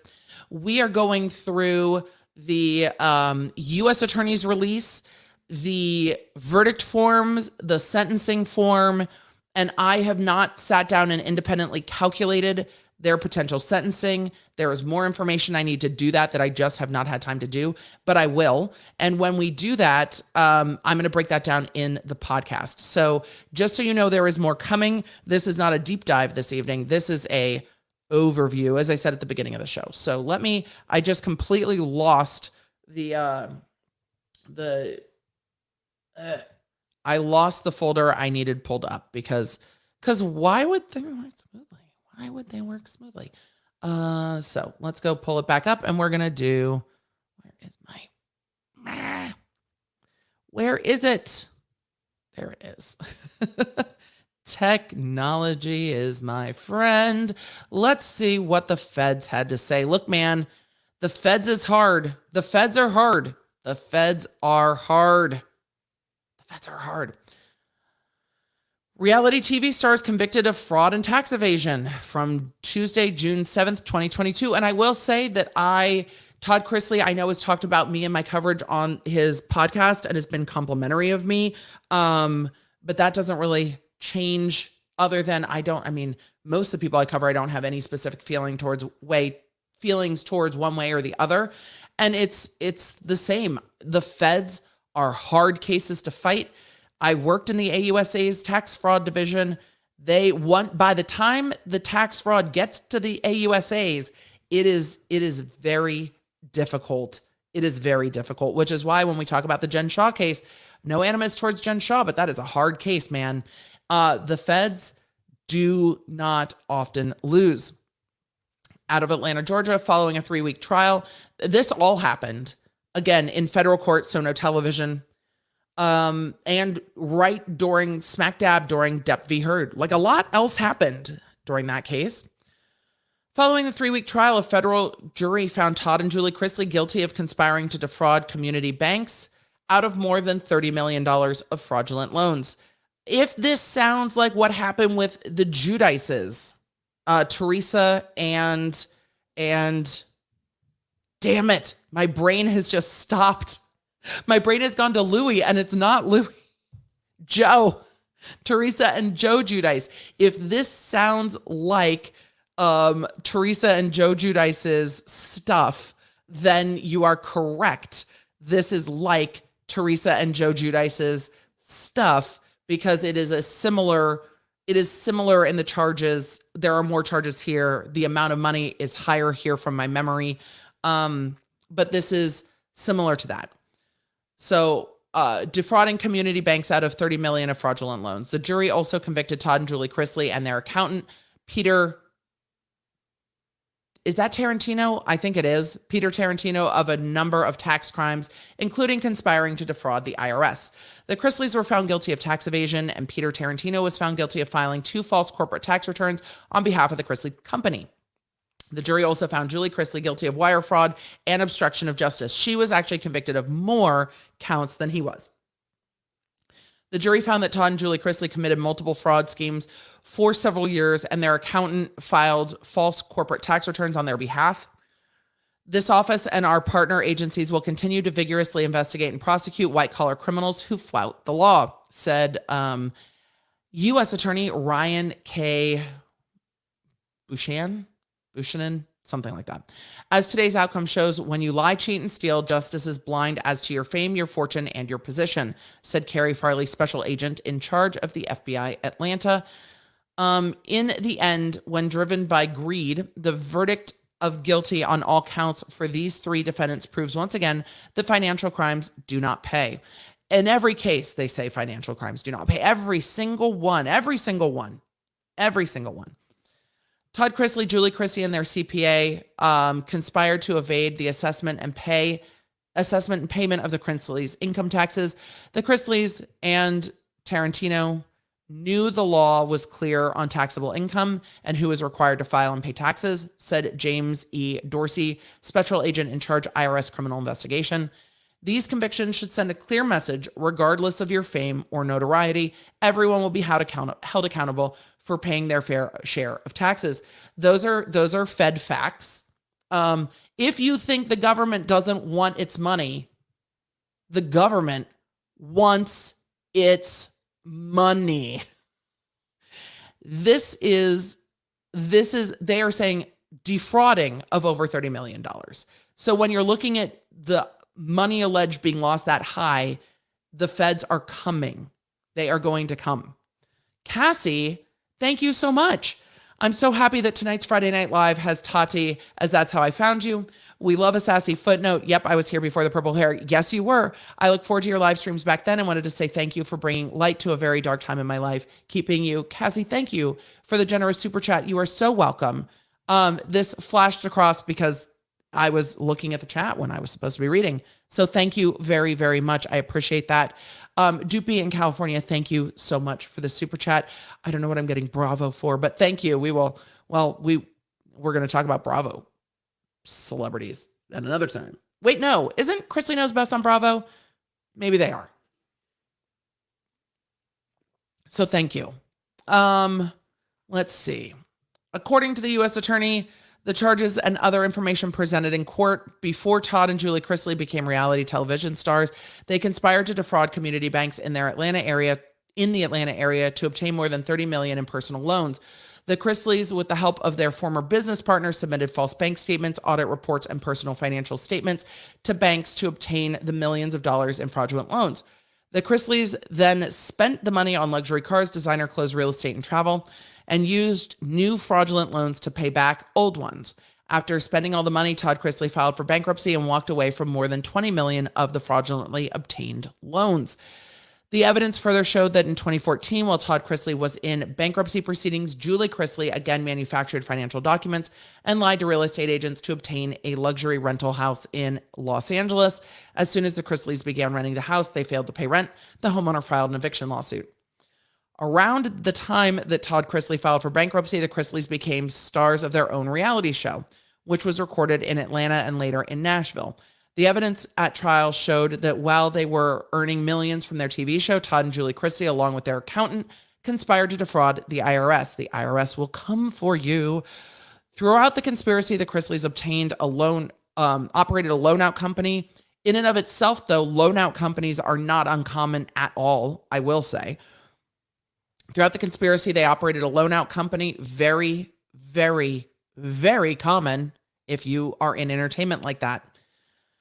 They received their income earned from their shows and other entertainment ventures to the loan-out company. That's also not unusual. To evade collection of $500,000 in delinquent taxes owed by Todd Chrisley, the Chrisleys opened and kept the corporate bank accounts only in Julie Chrisley's name. One day after the IRS requested information about bank accounts in Julie Chrisley's name, the Chrisleys transferred ownership of the corporate bank account to Todd Chrisley's mother in an effort to hide his income from the IRS. Jurors don't like coincidental timing, I will say. So if they're like, hey, we have questions, and then everything gets transferred, jurors are going to hate that. All the while, Todd Chrisley operated the loan-out company behind the scenes and controlled the company's purse strings. They say that while the Chrisleys were earning millions and evading paying Todd Chrisley's delinquent back taxes, they also failed to file tax returns or pay any taxes for 2013, 14, 15, and 16. At one point, Todd Chrisley falsely claimed on a radio program that he paid $750,000 to $1 million in federal income taxes every year, even though he had not filed or paid personal income tax returns for years. The accountant was also convicted of filing 2 false corporate tax returns for the loan-out company, which falsely claimed that the company earned no money and made no distributions in 2015 and 16. Finally, Julie Chrisley was convicted of obstruction of justice after learning the grand jury investigation. She submitted a fraudulent document in response to a grand jury subpoena to make it appear that the Chrisleys had not lied to the bank when they transferred ownership of the loan-out company's bank account to Todd Chrisley's mother. Julie Chrisley transmitted this document with intent of impeding the grand jury's investigation. Sentencing will be Thursday, October 6, 2022 at 9:30 a.m. What I will say is that in statements prior to trial and in opening statements, the Chrisleys said that the business partner was the one who was running the operation, that the former manager was the one that was defrauding, and that was the individual who took a plea deal and testified against him. So they are still saying and have said that it wasn't me, it was the former business manager. The former business manager took a deal, and the former business manager is the one who is upset and turned them in. What I will say from my experience in prosecution and in the time that I worked in these types of financial crimes during law school, when people were turned into the IRS, it was the exes, ex-spouses, ex-business partners, ex-friends. Always the exes. It was always the exes that turned people into the IRS, people who were pissed at them. And that is what the Chrisley's attorney argued in the opening statements. Coming from Law 360, Todd and Julie Chrisley, this was during opening, said that they were unaware the former manager of their company, Chrisley Asset Management, was submitting false documents to banks to secure millions of dollars in loans. Their attorneys told the jurors during opening. Lead counsel for Todd Chrisley said in his opening statements that Mark Braddock had total control over the company and its bank accounts, as well as the personal finances of Todd Chrisley, whom he often impersonated. Braddock was obsessed with Todd Chrisley from the moment that they met at a parent-teacher association function. Gained the real estate developer's trust, and even bought a house, car, and furniture from the family. Braddock paid Todd Chrisley's bills, learned to sign and forge his signature, impersonated him on the telephone, had the passwords to his email accounts, and took over being Todd Chrisley. He said Braddock, who was more educated than the Chrisleys, helped them expand their Atlanta-based real estate business and, unbeknownst to them, tricked banks into providing loans from which he benefited. Quote, Braddock took charge and was largely responsible for everything, Morris said. Braddock handled all the money, all the bank accounts. He filled out the loan application, supplied all the backup documents that the banks asked for. He created those false documents and sent them to the banks, and he personally made millions of dollars doing it. The Chrisleys are accused of securing more than $30 million in the bank loans through false bank account statements, credit scores, and personal financial statements. That is what the Giudices faced as well. Federal authorities are claiming in a February indictment that the couple hid within CAM, the company, the millions of dollars they earned from their TV show, so the IRS could not recover their taxes. The attorney said that what Todd Chrisley lacked in education, he made up for with hard work and instincts, ultimately developing a successful business to buy, fix, decorate, and sell houses. Around this time, he met Braddock. Todd Chrisley was starting to manage foreclosed properties and needed his knowledge for CAM's larger operation, of which Fannie Mae was its biggest customer. The Chrisleys were hardly ever in the office and made the mistake of trusting Braddock, who controlled the company from 2008, Morris said. He said the couple discovered Braddock's fraudulent activity in 2012, fired and sued him, which led him to tell the federal and state authorities that the Chrisleys were involved in bank and tax fraud. Well, the thing is, though, you need checks and balances in your business. Even if that's true, you need checks and balances in your business because at the end of the day, your social security number's on it. Braddock, who was rejected and scared, sought protection and revenge, Morris said. He blamed Todd and Julie Chrisley to save himself. The only person who committed these crimes is Braddock. The only person who says otherwise is Braddock. Braddock received immunity from prosecution in exchange for his testimony against the Chrisleys. Jurors don't always like that. The thing I will say is that when there is odd timing, like, hey, here's a subpoena, and then documents get sent that are odd, it's kind of hard to say the other dude did it when the other dude's clearly already has problems with you, has potentially already ratted you out based on this timing that they sued him in 2012. So by the time this is going forward, that timing is problematic for jurors. So that is going to be a problem for them, and clearly it was as they were convicted. Attorneys for the couple said they didn't realize what was happening with CAM and their taxes because they were dealing with the sickness and death of Todd Chrisley's father, the psychological and addiction issues of their eldest children, and Julie Chrisley's breast cancer. The family also spent months living in California away from their Georgia real estate business. Prosecutors paint a different picture. We just got through the prosecutor's picture, alleging that they owed almost $500,000 in federal taxes from 2009 alone, were burning through millions of dollars in fraudulent bank loans on cars and clothes and travel, and that by the time the Chrisleys auditioned for the reality show in 2013, Todd Chrisley filed for bankruptcy and walked away from more than $20 million in bank debt. They said that the Chrisleys made more than $6 million on their show in the first 3 years, and that they routinely failed to file tax returns. Don't do that. They make up documents and they lie through their teeth to get whatever they want. When they want it, Peter said. The Chrisleys used Todd Chrisley's own mother to keep hiding money from the IRS. So that is what is the underpinning of this trial. The Chrisleys say it was the business partner. The business partner says it was them. The feds say, yeah, they're your tax returns and it's a lot of money, so we're going to prosecute you and win. I need to add up the time. What I will say is when we look at the Giudice case, I'm going to go back and look at what their maximum potential sentence was. Federal crimes do not get very high sentences. Financial crimes. Federal crimes, same, but financial crimes do not get super high sentences. They just don't. And what we saw from the Giudices that we will probably see here is they might stagger the sentences. That said, the Giudices pled guilty, the Chrisleys did not. But it is not unusual for the feds to stagger sentences when there are families involved. Financial crimes get treated differently than violent crimes. It is a whole situation. And we will talk about that as we get closer to sentencing. We will see the sentencing memorandums, the pre-sentencing reports, and all of that shortly before October, and we will get into it. So I'm going to do a whole kind of breakdown of the charges here and go through those and then get into it. I'm going to take just a few super chats because they are absolutely starting to add up, and it's hot as hell in here. my pants are very pink tonight. But I need my fan on. I am so flipping warm. I don't know if the air's not on. I need to text Dr. B. Hopefully that's not loud. So warm in here. So Digital Vibes Marketing, thank you so much for the super chat. I appreciate it. I did not see that one earlier. The ones that are questions we are going to get to soon.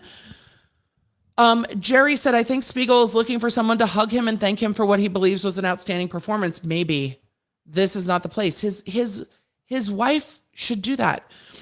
Could Dr. Spiegel could be a ready-made YouTube star. Think about it. I mean, CG in Texas, I can kind of see, it's like, I can kind of see it. People would hate watch, but I can kind of see it.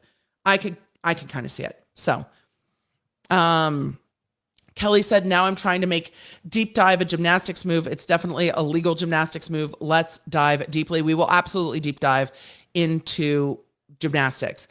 Annie said, I wonder if he needs cognitive study or maybe is just a whiner. I think he needs a hug and maybe a snack. He is definitely offended by the internet, which is odd. I mean, it's not as if he's new, but it's odd. My name sounds like Karen. His memes are so much better than mine. I mean, the Karen memes are so mean too. And they're not even about you. They're just a name group. Question regarding women's gymnastics team versus FBI. Can the women refuse a deal offered to settle? I need to look again. The government prosecutions are a deeply, deeply specific area of law. So I need to look. I don't know if they would because it's a very, very big uphill battle, but I need to look at the ins and outs of that. What it said is the government has 6 months to settle before it moves forward in court. So I would need to look at that. If he wasn't such a Muppet, there wouldn't be memes. I mean, that's also fair. That's also fair. All of you were hating me reading this. I hated it too. I didn't, but I did. Ma'am, not him blaming the memes. Him blaming the memes. Him blaming the memes. I want Sir merch. I mean, Sir, this is not a Wendy's. Minnesota Mickey, found you during the trial. Love your personality and your intelligence. Well, thank you. Have to say woohoo for your love of purple. I feel you, girl. Now we are missing a big statement he made. That is, he also had dinner with his client and Mr. Depp's team didn't harass him. Oh, he did. He said he had lunch. He definitely said he had lunch with Amber Heard and nobody asked about it at all. That's true. That's true. That's true. Mariah, this is going to get narrator voice. Dear Diary, I'm an academic, so I'm right. JD hurt my feelings because his fans don't like me. Everyone else is to blame for my hurts. Also, I hope someone with great hair plays me in the miniseries. This is why we're the best chat on the internet. You guys are so clever. My dog stepped on a bee. A lady sued Geico for catching an STD in her car. She got $5 million only in that's an insurance claim I'm going to have to look at. I've been tagged in a bunch of Geico stuff. I hadn't had a chance to read it yet because we had so much going on. Carolyn said, excited to get my golden gavel today. Yes. Lots of love to you, the Paw Nerds, the mods, and the rest of the Law Nerd community. Thank you. Thank you. Thank you. All right. We're going to get to more. Don't worry. We're going to get to more. He has excellent writing skills, sir. He has something. Yeah. I think Newsweek was amused. I feel like it. I loved Beetlejuice, just saying. I think Newsweek was amused. Did Siri write this for him? It sounds like he just voice to texted it. Ricky said, just saw the Business Insider article through Facebook News about Emily D. Baker, Legal Bites, and Rekieta Law covering the Depp Heard trial. Nice. Thank you. I saw a few people tagged me in that. I think it came out today. Living Sweetly, the keyboard warriors that think they are anonymous and harass content creators are idiots.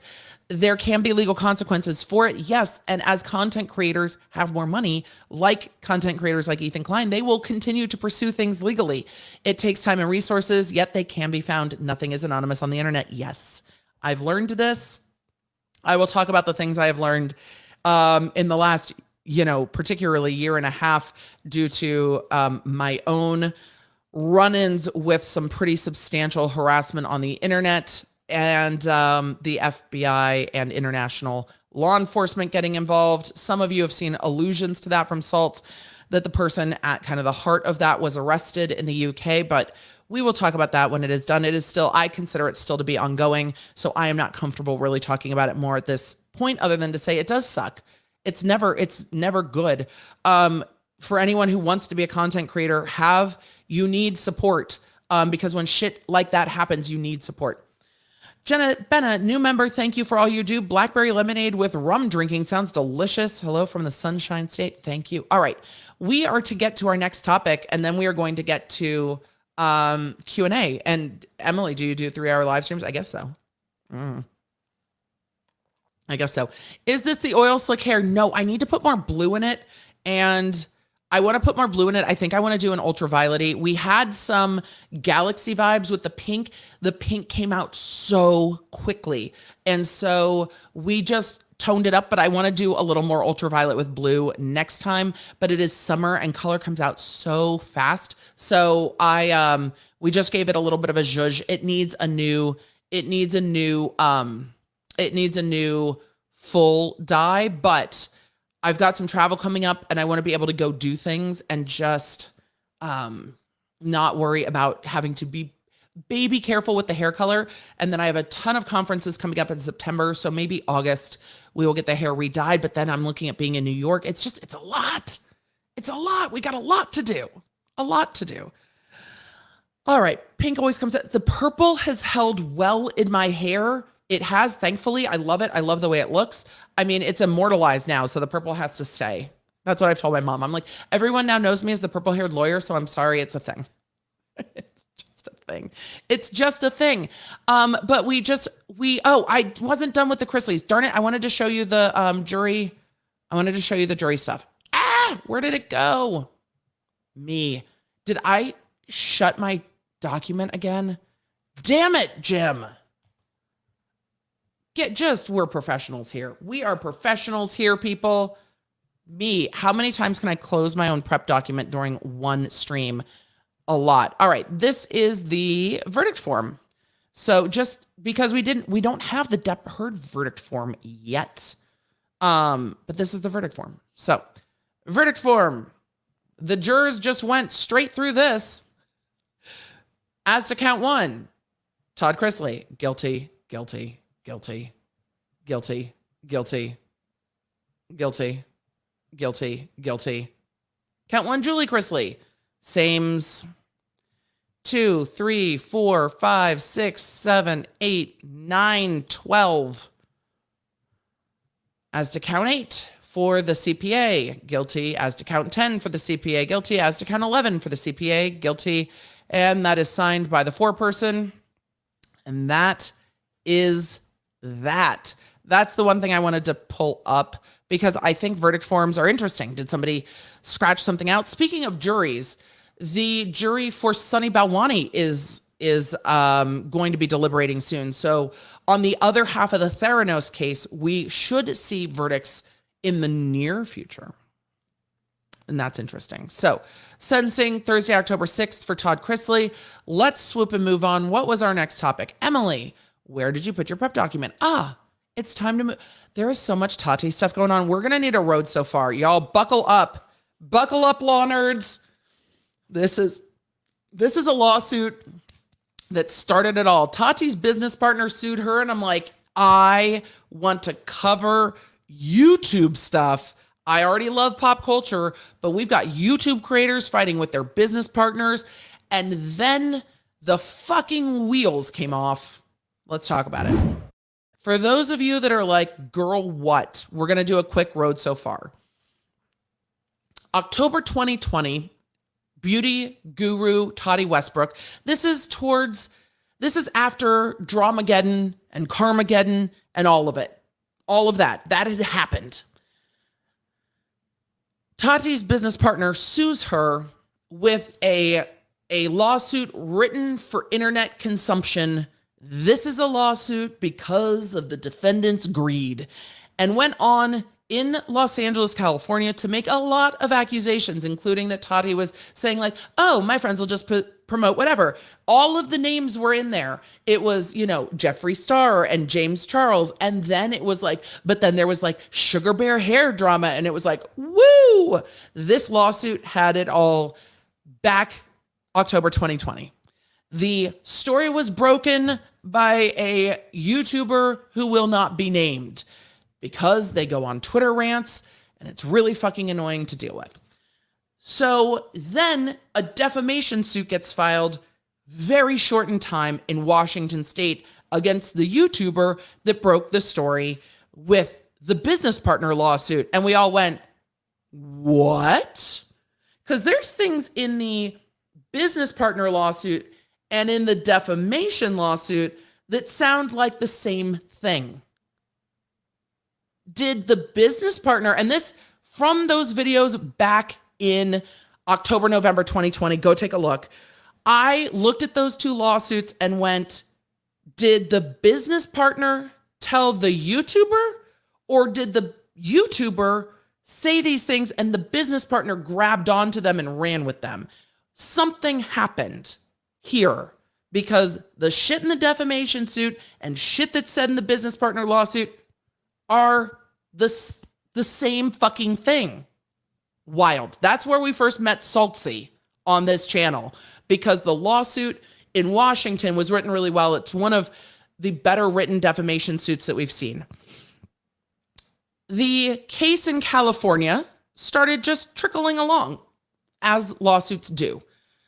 There wasn't a formal filing response. There was a form nonconvenience motion, and everything got set out for like 7, 8, whatever months. It got set out to like the following September. So that would have been in like November, December. It got set out to like the following September. And we're like, what the fuck? All right, well, I guess we'll just wait till September and see what the fuck happens. So that got set out into like the end of 2021 at this point. But then the Washington defamation suit popped the fuck off. And the internet, like all of the Twitters, like so much happened. People were trying to tell YouTubers to cease and desist talking about the case because they were talking about the case. And they were like on Twitter saying cease and desist. And we're all like, that's not how that works though. It was a moment on the internet.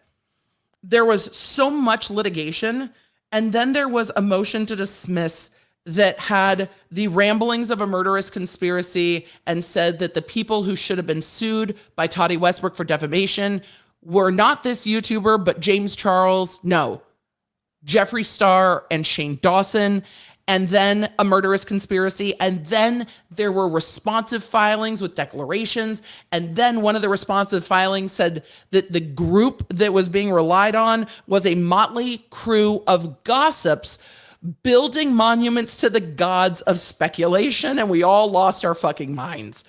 These are the lawsuits that brought the "I'm washing my hair" quotes and everything else. It was wild. A motion was filed that legally couldn't be filed. So much happened.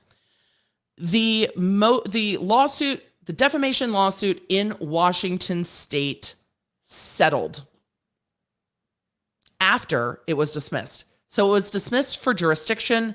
I thought we might get to substantial contacts. The court was like, no, bitch, out. The court was clearly annoyed with the filings. These filings were like 300, 400, 500 pages long with emails back and forth. There were constantly filings.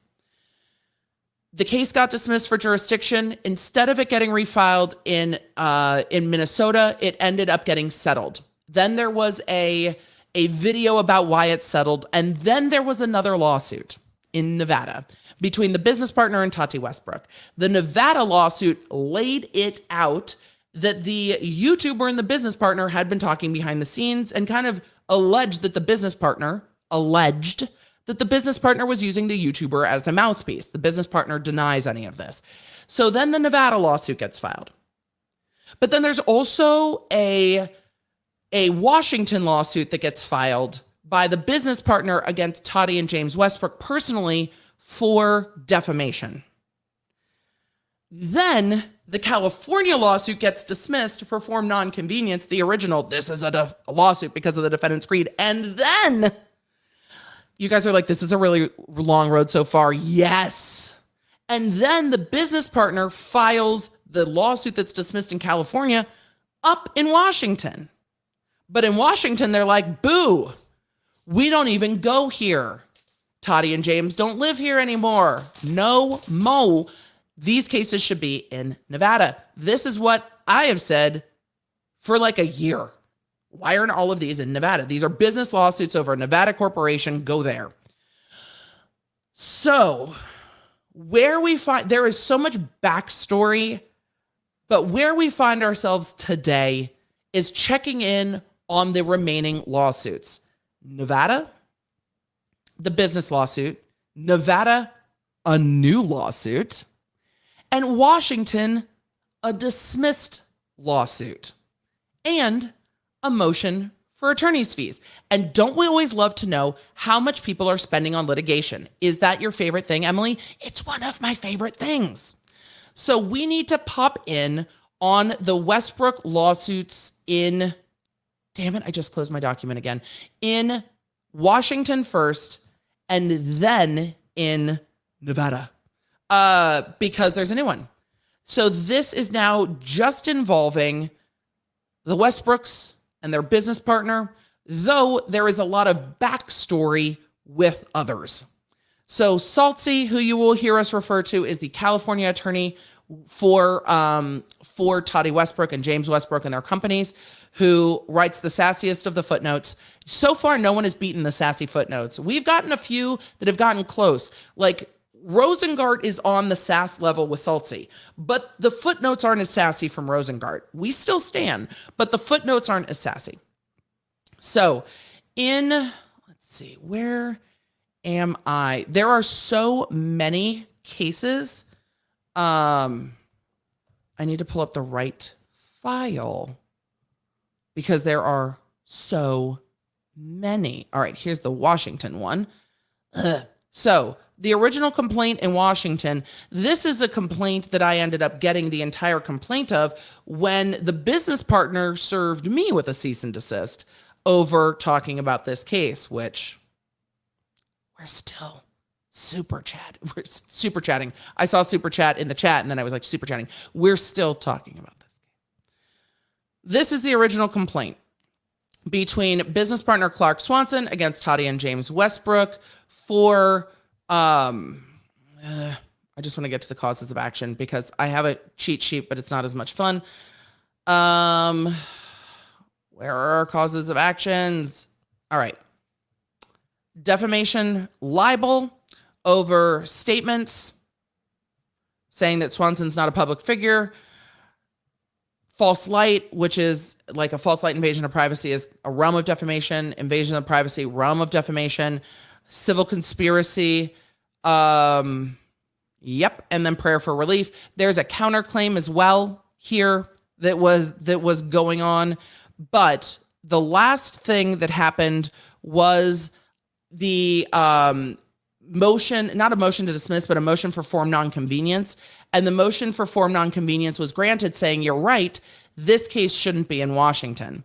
So we're getting this motion for attorney's fees now that it's been determined that this is not the proper form for the lawsuit. It's like, hey, you tried in California, you tried in Washington, California said yeet, go to Nevada, and Washington is saying yeet, not here, presumably also Nevada, where there are now multiple lawsuits. So the attorney's fees is going to give us a good rundown of this, as it always does, and we're going to get to learn how much people are spending, which is really fun because you guys, it's literally weeks of talking about this. It's a week of talking about this. Defendants Halo Beauty Inc. And didn't Halo have a new launch today? I think Halo launched a new product today because I saw Tati had a new video today with a big announcement. So defendants Halo Beauty Inc., Halo Beauty Inc. Nevada, Halo Beauty Business Partners, the Halo defendants, Respectfully request this court to issue an order awarding them attorney's fees to the Washington long-arm statute for prevailing in this action. The HALO defendants prevailed for the purposes of RCW 4.28.185 when the court granted their motion to dismiss and dismissed this action for form non-convenience.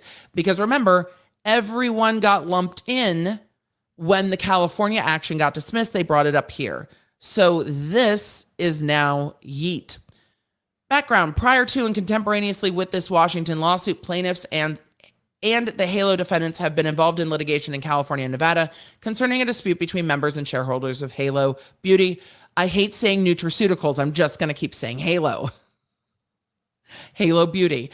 The supplement business consists of two companies, HALO Nevada and HALO BP, both of which are Nevada entities. In October 2020, Swanson filed a lawsuit because of the defendants' greed. That's what it said. That's what the lawsuit said at the beginning. It was like, dun, dun, dun. In October 2020, Swanson filed a lawsuit in California against the HALO defendants, the Westbrooks, and two of the Westbrooks Washington entities. The California lawsuit had two plaintiffs, Swanson and his entity, Swanson Global Enterprises, and asserted 15 direct and derivative causes of action. Those are well documented on the channel on a playlist. Arising out of HALO business dealings between Swanson and the Westbrooks and their wholly owned Nevada and Washington companies. Swanson is a Nevada resident. SGE is a Nevada corporation. On December 21st, 2020, the Westbrooks filed a motion to dismiss the California lawsuit for form nonconvenience. While the Westbrooks motion to dismiss was pending in California on July 9th, HALO BP filed a lawsuit in Nevada. I shouldn't have even done a road so far. I should have just read this. While the Westbrooks motion to dismiss was pending in California on July 9th, HALO filed a lawsuit in Nevada against Swanson and his company, the first Nevada lawsuit. The parties to the first Nevada lawsuit are all residents of Nevada. The first lawsuit consists of claims to resolve issues regarding control and operation of HALO Beauty business. It also yeeted Swanson out of HALO in one of the filings. It was like, oh, wow, that happened. There's been tea in all of these filings. On September 24th, 2021, a California court entered an order granting the Westbrooks motion to dismiss the California lawsuit based on form nonconvenience.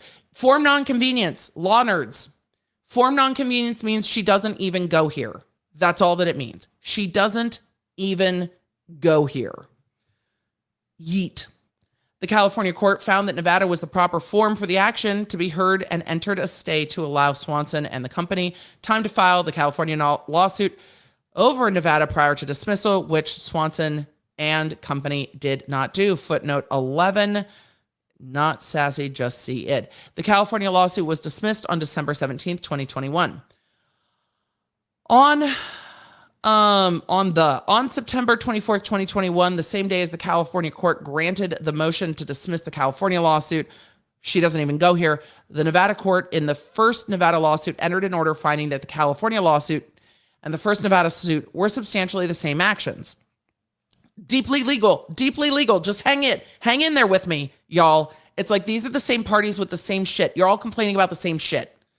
On December 17th, 2021, the same day that the California lawsuit was dismissed, HALO Nevada filed a lawsuit against Swanson and his company regarding damages related to HALO's intellectual property interest and 1% membership interest in HALO BP, which damages were discovered after the filing of the first Nevada lawsuit. The parties to the second Nevada lawsuit are also Nevada residents. The Nevada HALO Beauty entities intended on consolidating the second Nevada lawsuit with the first Nevada lawsuit, which both were filed in the specialized Nevada Business Court. Procedural history of the Washington matter. Plaintiff Clark Swanson filed an initial 422-page complaint. Here's the thing. Swanson served a cease and desist on me for talking about documents that were filed in this 422-page complaint.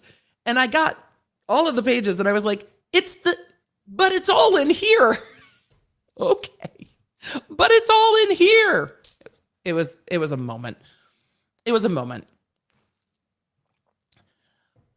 Swanson filed the initial 422-page complaint against defendants Tati and James Westbrook on June 18th, 2021, alleging defamation, false light, all the things we just said. Plaintiff substantially filed a 206-page amended complaint on June 21st, alleging the same claims. 6 months after initially filing only a defamation action against the Westbrooks on December 15th, 2021, Swanson moved for a leave to file an amended complaint to add one new plaintiff, SGE, 5 new defendants, including the 3 Halo defendants, and 15 new claims that were wholly unrelated to the original claims filed in June 2021. The 15 claims and parties were identical to the claims and parties the California court had dismissed. She doesn't go here. The Westbrooks opposed the motion to amend in part on the basis of the form nonconvenience, given 1, the California court's previous finding, and 2, that nothing was preventing plaintiffs from simply refiling the California lawsuit in Nevada, their home state.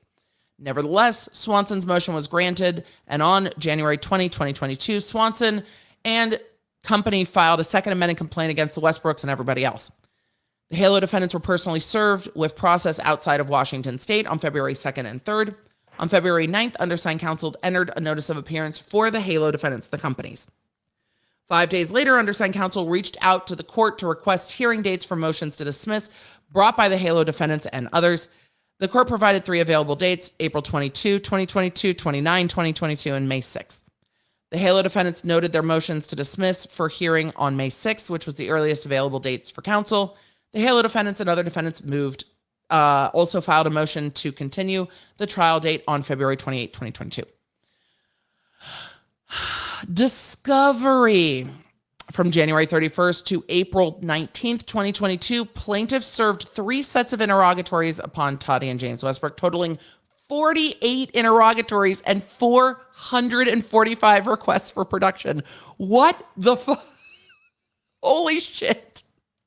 445 requests for production from January to April. That's the end of January. So that's essentially February, March, middle of April. That's like 2.5 months.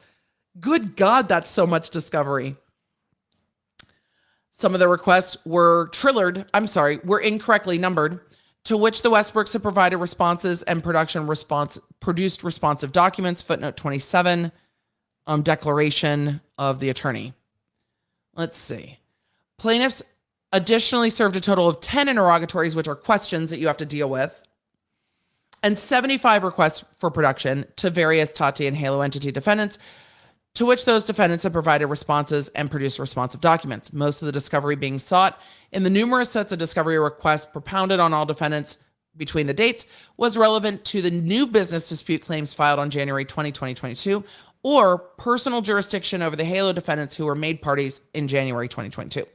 As a result, undersigned counsel had to advocate on behalf of Halo Nevada, Halo California, Halo BP in preparing the discovery responses. Additionally, because the business dispute claims involved Nevada law and the Nevada entities had substantially similar claims pending in Nevada, undersigned counsel also consulted with the Nevada entities, Nevada counsel, and the Nevada entities, Nevada counsel, preparing discovery responses as well as the various motion practice.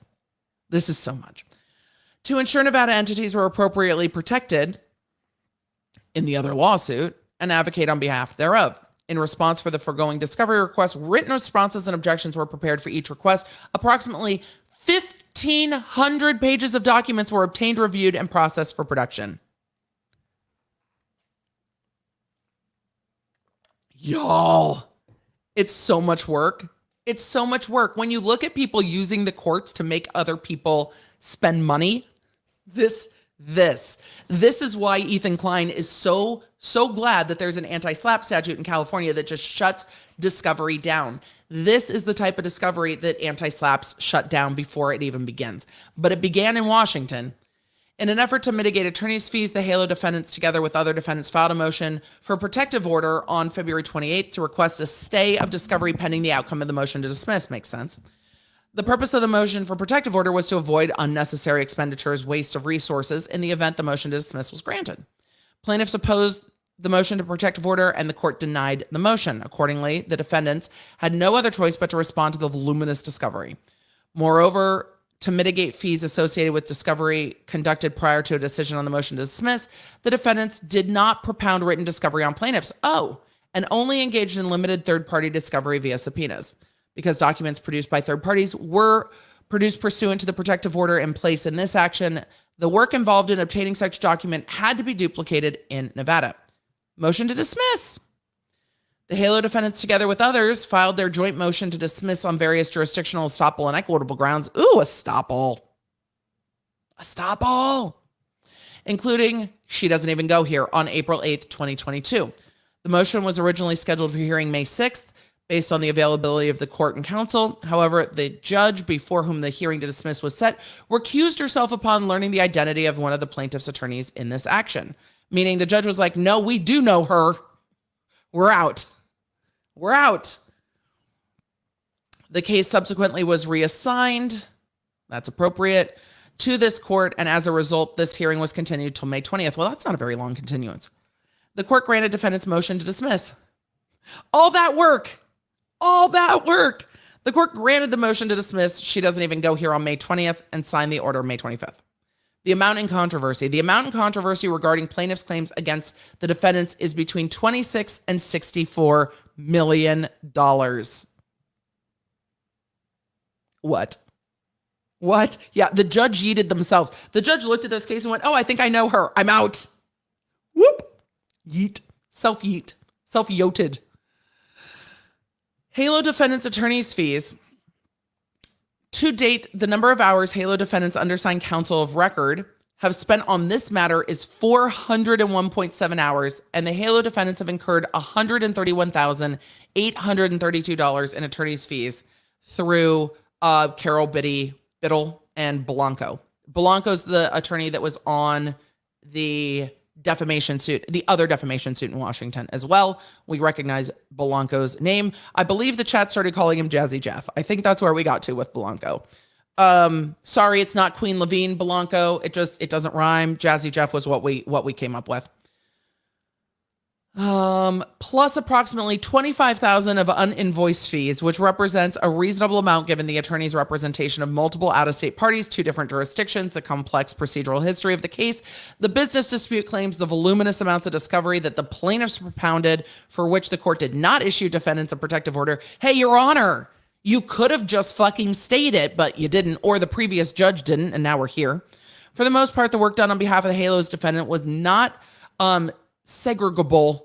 I can't pronounce that at all. Separable from the work done on behalf of other defendants. However, to the extent possible, the billing entries are not included in the request for attorney's fees. So to the amount you can separate them out. The Halo defendants also estimate that they will incur an additional $20,000 in fees in conjunction with this motion for fees. Your Honor, we also need fees to fight for our fees, please. Thanks. Fees to deal with fees. The attorneys performed work for Halo defendants in this case as follows. 1, Jazzy Jeff, partner, licensed in California and Washington, practicing since 2001. Billing rate between $375 and $390, which was billed in this matter, lower than his customary rate of $415. Those are reasonable rates, especially given experience and dual bar. Reasonable. The rate bill, the court gets to decide that, not me. It's just my impression. If you all want to see me balk at attorney's fees, go look at some of the motions in the Britney Spears case where I'm like, the fuck are you saying to me right now? But reasonable. Attorney Susan Kaplan, licensed attorney in Washington since 2008. As a courtesy to clients in this matter, Kaplan's hourly rate of $300 and $315 was lowered from the customary rate of $365. And then they go through the different attorneys' hourly rates and what they are and who worked on this case. The Halo defendants moved for reasonable attorney's fees. Then they go through the statement of issues, the evidence relied upon in the declarations, the legal standard for like, hey, this is why we get attorney's fees. The law says we can. Just, by the way, as to the business entities, not as to Tati and James Westbrook as individuals. Just to be clear. The Halo defendants prevailed in this action because the court dismissed the complaint for form nonconvenience on the motion to dismiss. We know what win means. Win means you win. The term prevails under the long-arm statute has been interpreted broadly in Washington, and prevailing on the merits is not necessary, for example. So prevails in the sense of attorney's fees. For example, in one case, the court held that an out-of-state defendant who successfully obtained a dismissal based on a contractual form selection clause was entitled to attorney's fees. So for the purpose of attorney's fees, prevailing means the dismissal for form nonconvenience, even though this case can still be refiled in, say it with me, chat, where should this be refiled? Nevada. So that's the dismissal. Halo defendants attorneys have reasonable hourly rates. Agreed. We're not going to go through the law on it. The number of hours spent also seems reasonable given the amount of discovery that was propounded and how much discovery they needed to do. Furthermore, because the Nevada entities are prosecuting substantially the same action there, they incurred significant additional fees to defend this action in Washington, including the need to seek the counsel of their Nevada attorneys to defend the Washington action. Everyone had to work together. Everyone, which will cost extra. Which extra cost was a direct result of plaintiffs' exercise of the long-arm statute in this jurisdiction. Furthermore, after the California lawsuit was dismissed for forum nonconvenience and the court found that Nevada was a suitable forum for the action, plaintiffs chose to refile the California lawsuit in Washington rather than Nevada.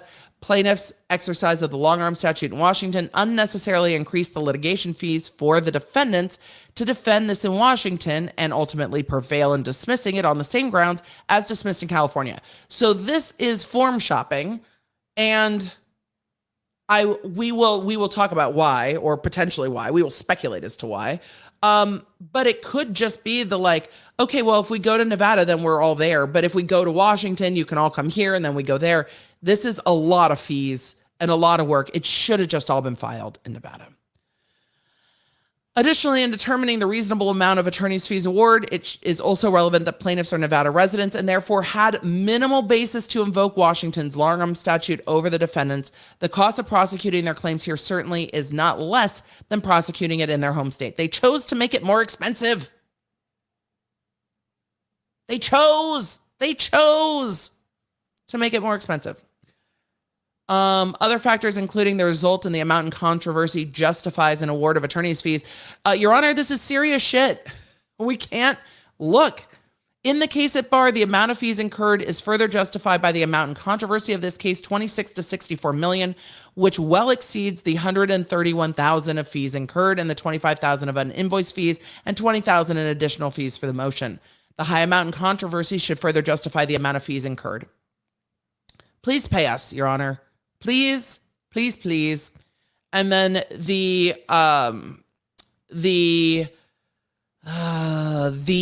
declarations are going to support the fees. And then there are all of the invoices showing the amount of billing. If you ever want to know if you would like to go into civil litigation work, think about billing your time down to 10-minute increments and if it makes you want to gouge out your own eyeballs. If this makes you want to gouge out your own eyeballs, this might not be your preferred method of practice. This might not be what you want to do. So this is just on and on and on. These are all of the bills. All of it. All. But wait, there's more.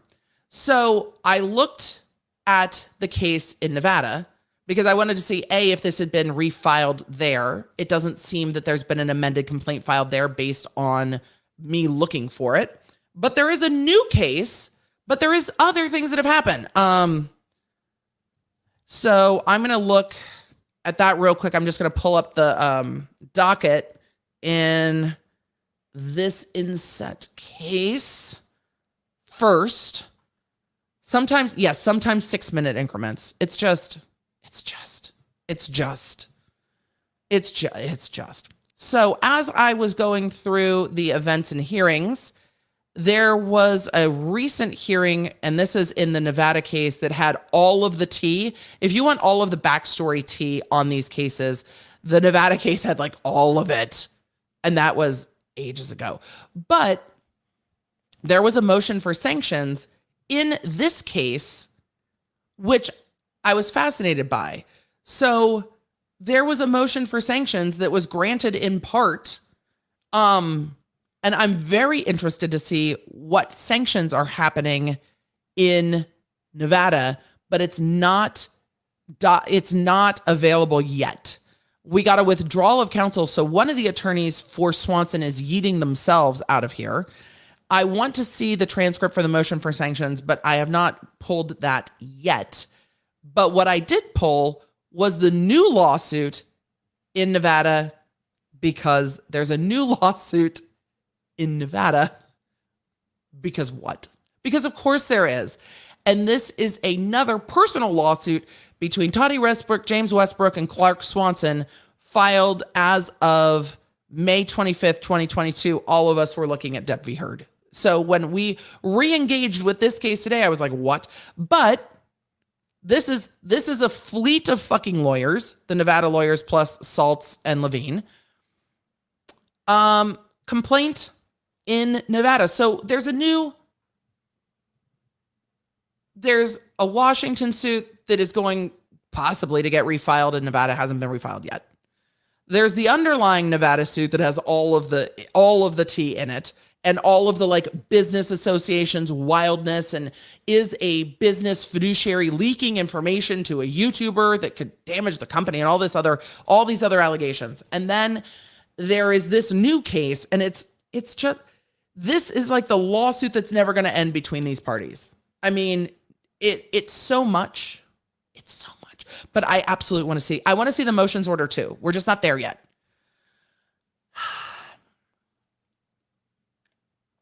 So now we've got a new one. Parties: Tati Westbrook, James Westbrook. Tati Westbrook, individual resident of the state of Texas. James Westbrook, state of Texas. Clark Swanson, Clark County, Nevada. The Westbrooks are unaware of the Doe's jurisdiction and venue. Controversy exceeds 15,000, blah, blah, blah. General allegations is what we want to know. In or about November 2020, Mr. Swanson called the childhood friend of Miss Westbrook. Oh, this was in the Washington case. Interesting. This was in some of the filings in the Washington case. Which filings? I don't remember. But it was in the Washington case. I know what's coming next. During said phone call, Mr. Swanson disparaged Mr. Westbrook by telling the friend that Mr. Westbrook had removed his mother from life support to steal his sister's inheritance, and that Miss Westbrook should be worried for her safety. Remember, for those of you that are new to this, James Westbrook, Tati's husband, and Clark Swanson were like OG friends. Like friends from like way, way back. These are similar allegations that were in the since dismissed then settled defamation suit. Is that the one where he tried to get into Jeffree Star's car? No, that was in one of the filings in California where it alleged that he tried to get into Jeffree Star's car and posted like pictures. During the same phone call, Swanson threatened that he had an embarrassing recording of Miss Westbrook that he would release publicly to ruin her reputation and her career if she did not immediately contact him to settle the lawsuit then pending in California. The transcript of a conversation between Tati, James, and Clark Swanson is attached in the Washington lawsuit, by the by. Let's get to the footnote. Let it be sassy. That's timing. Mr. Swanson filed a lawsuit against the Westbrooks and other parties in California in October of 2020. That lawsuit has since been dismissed for form she doesn't even go here.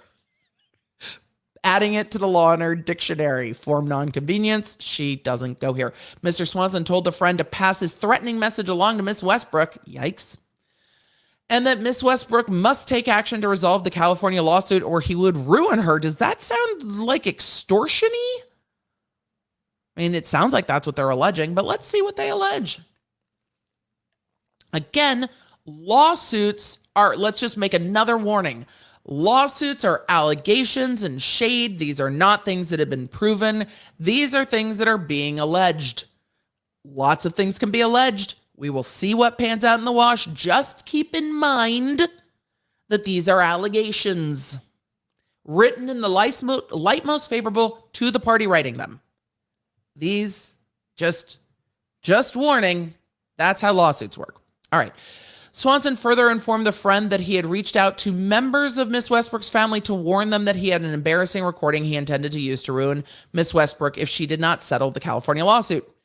Upon information and belief, the quote recording that Swanson referenced in the phone call and was then using to extort the Westbrooks, there's the word that we were thinking, was an illegal secret audio recording that Mr. Swanson took of a confidential business meeting.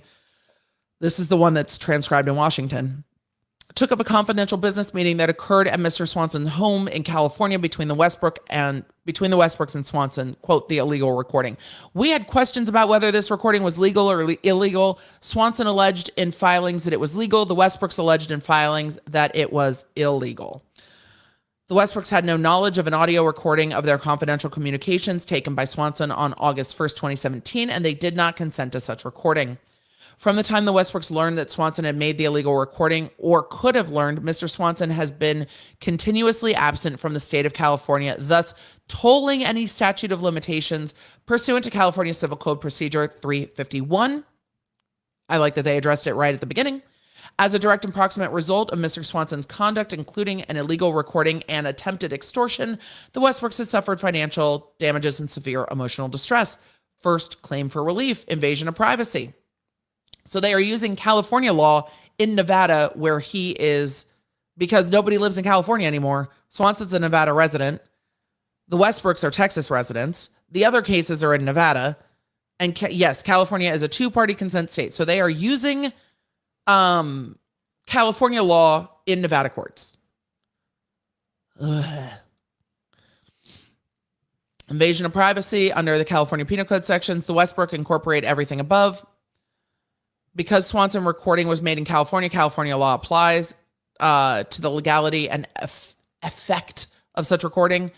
The Penal Code says the legislator declares that advances in science and technology have led to the development of new devices and technologies for the purpose of eavesdropping upon private communication, and that invasion of privacy resulting from the continual and increasing use of such devices and techniques has created a serious threat to the free exercise of personal liberties that cannot be tolerated in a free and civilized society. The legislature, by this chapter, intends to protect the right of privacy of people in this state and talks about it being a consent. You can't have a recording without consent from all parties. Swanson surreptitiously recorded a private business meeting between the Westbrooks that took place at his home. The meeting was a confidential business meeting. The Westbrooks had an expectation of privacy in their communications. They had an objectively reasonable expectation that the conversation between them was not being recorded. You have to tell people shit's being recorded. Did you notice if you're on a Zoom call now, it says this call is being recorded? Everybody's just getting out ahead of it. Everyone's just getting out ahead of it. One of the difficult things is if you are in public on public property, some of the laws are a little bit different. Swanson's secret recording of the Westbrooks, which is why they said at his home. They're entitled to relief, statutory damages, second claim for relief, declaratory relief. Hey, say that we're right. Tell me I'm right. Prayer for relief, treble statutory damages, triple that shit, or treble actual damages. For an award of punitive damages, fuck you, punishment damages. For judgment in the form of an order declaring that 1, the recording was made illegally, 2, the recording may not be used in any civil proceeding. Whoop, there it is. You want to know the point of this? There's the point. Because if it's a business meeting from 2017 that we've seen alluded to in numerous lawsuits, Swanson is going to want to use that recording, and they are going to want to block that recording. Oh, the legal chess match has gone three-dimensional. 3, Mr. Swanson has no legal right to possess or maintain the recording. Make him destroy it or any transcript of said recording. And the Westbrooks are entitled to injunctive relief to prevent the possession, use, and or dissemination of the recording or any transcripts thereof. For injunctive relief, for additional injunctive relief enjoining him from releasing or distributing it, to destroy the audio recording, all copies, and further injunctive relief. And signed and filed May 25th, 2022. Damn. The Nevada lawsuits continue to pop off. So now we've got the kind of two parts of the first Nevada lawsuit, the new illegal recording lawsuit, and we're pending to see if the Washington bit from Swanson gets filed in Nevada. And then that's got a defamation point. Now we've got to look at the anti-slap in Nevada. I think we looked at it ages ago to try to figure out why it wasn't filed there, but I don't remember. Yikes. We started these litigations. We started covering Tati Westbrook, James Westbrook, and the business partner in October 2020. And we are sitting here in June 2022, and we are nowhere close to this shit being done. This has got to be exhausting for all of the parties involved. But when I say we follow these cases till the end, for all of you that are new here, we follow these cases till the end. There is a lot of ins and outs of these cases. And then what was so fascinating about the business partner lawsuit for me is the business partner lawsuit started by tying in Dramageddon. And I was like, wait, I watched Peter Mon break down Dramageddon as it all went down with, Jeffree Star and Shane Dawson and Tati Westbrook and James Charles, and watched all of that unfold. Watched it unfold again in Dramageddon 2 and then Carmageddon. Watched this all happen on the internet. And then it's coming up in lawsuits. Dramageddon was said in multiple lawsuits. And the commentary community on YouTube, Dustin Daly and Nick Schneider and everybody was just covering this stuff nonstop because it was wild when the beauty community imploded into a black hole and then kind of just stopped. It just stopped. And then 2020 happened and then everything kind of stopped. So that's part of why it was so fascinating, because it was tying in so much of internet culture into into business associations lawsuits that are fascinating. And then you get the other defamation cases looped in, and YouTube becomes a prominent part of the lawsuits, and then Twitter is a prominent part of the lawsuit, and then I was mentioned. Man, these lawsuits, we should get to questions. Oh, it's only been 2.5 hours. The mods are like, this feels short now. The trial has extended everybody's I remember when we were at 2 hours going, we don't do 2-hour live streams. And then when we were getting to 3 hours, it was we don't do 3-hour live streams. And then when we did the trial, it was oh, we do 10-hour live streams. Great. Let's get to questions. To the over 16,000 of you still here in the chat, don't forget to do the YouTube-y things. I would appreciate it. We are on the road to 650. The road to 650. And I appreciate it. We're 650. Here you come. We're coming for, who are we coming for? Legal Eagle's subscriber numbers. That's where we're coming. We're not coming for Legal Eagle, but we're coming for the sub numbers. We're coming for the sub numbers. Casey Gross said, Peter Mon is the best ever. Love him so much. No, Tati, no. Was no Tati, no Gabriel Zamora? I think it was. Was it an Instagram live or a YouTube live? As all this drama went down, it was the beginning of these lawsuits were so wild. The end of Dramageddon, Carmageddon was so wild. It was the drama that the internet could not turn away from. And then it wove its way into these lawsuits, and seeing shit that happens on YouTube that I watch go down woven into lawsuits is the weirdest lawtubeception ever, which is why the Ethan Klein cases are so fascinating. Not because Ryan Kavanaugh's wrong and I would like to see, the First Amendment prevail, but it's wild seeing what happens on a YouTube channel then play out. Oh, it was wild. Wild. Can you tell us a quick, interesting story from your DA days? Katie's I don't know. Well, let's get to questions first. I'm sure something will come up, but we do a lot of DA story times. They just kind of come up spontaneously generally. But let's get to questions. At 2.5 hours. I want to make sure I get to super chats, though. I always love telling DA stories. Do you think Britney had a prenup? I know they were talking about it at the end of her case, but Britney could have also gotten married without legally filing the formal documents to intertwine their assets. So if she didn't have a prenup, it could be that they got married, they had their wedding ceremony and had more of I don't want to say religious versus civil, but had more of a celebration of marriage and acknowledgement of marriage without formally signing the marriage license and documents to intertwine all of their assets. So it just depends on how they wanted to do it. Truly. Question, do you like yak meat? I've never had yak meat, but I know that's Jeffree Star's new venture, right? I've seen tale or two of it. I still don't understand what happened with Dramageddon. No, because so much of the world has changed since all of this went down that Dramageddon of Jeffree Star not being in a picture with other YouTubers and people being like, is Manny MUA and Laura Lee, are they bad friends? It's like, this is what people's like careers blew up over, is whether or not they were good friends to Jeffree Star. And you look back at it and you're like, wow, that happened. And like post 2020, you're like, so much crazy shit has happened in the world.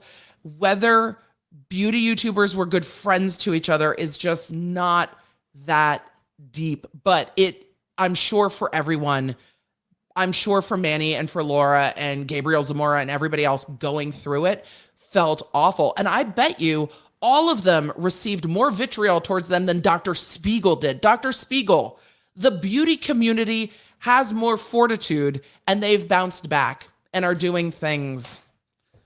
Woo! So, anyway, let us continue on. Spiegel owns a pit bull. Spiegel. I wonder if Spiegel also listens to Pitbull. That would be fascinating. I want to know that. Pixel, what if any? Oh, that's not what you said. What if it's my first Friday Night Live and I'm actually watching live as opposed to being part of the replay crew? Am I still cool? Of course you are still cool. Hello, live audience. You get the timestamps too, but you've got to like ride through it with me live first. Sarah said, hello, I got my mama hooked on you during the Depp trial. Today is her birthday. Please wish my amazing mama, Kim Mellencamp, a wonderful birthday. Kim Mellencamp, have an amazing, amazing birthday. You have a very sweet daughter. Emily, thank you for talking about Dr. Spiegel's article. I worked with him years ago, just joined your group, my first Friday Night Live. Susan, that must have been a real flash. It would have been like, wow, that's happening.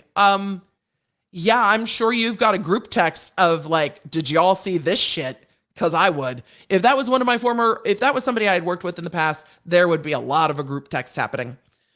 WIA, is this what if any? Christine, are we going with what if any reason would Johnny use a California firm and Amber Heard use a Virginia firm? Or Johnny Depp's crew pro hoc vice? Is that what if any? I think it's what if any. Johnny Depp's crew, most of them were pro hoc vice. I'm sure there was local counsel, but what we learned from Ben Shu's sit-down interview with Chanley Painter is that Ben Shu has worked with Johnny Depp on a lot of, or at least 2 prior cases, and it seems that Johnny has ultimate trust in his attorney, and if anything's to be taken from lawyers from the Depp Heard case, it's how important trust is. Johnny Depp trusted his attorneys. It felt like Amber Heard kept trying to override her attorneys, to look directly and argue with the jury, to give more in her answers, even when Elaine, to her credit, was trying to rein in the questions, being like, please just don't tell me this, just answer this. Elaine was trying to rope her in, rein her in, and keep the answers legally proper. And it just felt like they were fighting with each other. There has to be trust. Has to be. Colleen, really love your videos and live streams. Thank you. Your humor and knowledge get me through the day. Thank you. I mean, I think I'm cheesy most of the time. Well, mostly because my kids tell me. But we just get to do the things. Random question. Sorry. Did you see Britney post photos of her wedding on Instagram? Yes, we covered it at the top of the stream. First Friday Night Live. Welcome, welcome, welcome. Good to see you. Hello, Matt Bond. Good to see you. I know we talked about it earlier, but we're just going to pull it up again. This is how far behind we are on Super Chats, but that's what happens when we get to questions. Amber Heard was photographed today landing in New York City on a private plane. Thoughts? Any guesses as to whether or not she's in New York for a TV interview? I mean, I don't really have thoughts. She is going to have to figure out a way to navigate her life forward from this. She's allowed to do that. I think it's going to be hard. I don't know if the internet's going to want her or allow her to start navigating. She could be there to talk about a book deal. She's going to have to, or a bankruptcy attorney. She's going to have to figure out how to move forward. Everyone deserves to move forward. So I don't know. New York City on a private plane. I don't know who's paying for stuff. I imagine that money is probably a concern with a judgment like this, but I also don't know. When you're at that level, do you just have friends who are like, you can have my plane? Like, does your life become like the Devil Wears Prada? It's like, call Donatella, get her plane. I don't know. So there's a million reasons she could be in New York, but she's got to figure out a way forward with her life. I hope that I hope that she's allowed to move forward with her life. New subby ADHD and NICU mama here. I think you're amazing. Keep sparkling. Thank you, Christy. I feel all of those experiences. What about the Wendy Williams business? It looks like Wendy Williams has been put in a financial conservatorship. That case was sealed so fucking fast. It still makes me mad. And I haven't found a lot on it yet. Beef Squatch, Starbucks partner here. A lot of Starbucks are having card reader issues and the app was glitchy this week. So it's not just your app. I think prep for credit tips. I think prep for credit. Oh, very cool. Well, y'all should be able to get easily tipped from the app. It's great. We love Starbucks over here. Maybe a little bit too much, but that's been here's a DA story.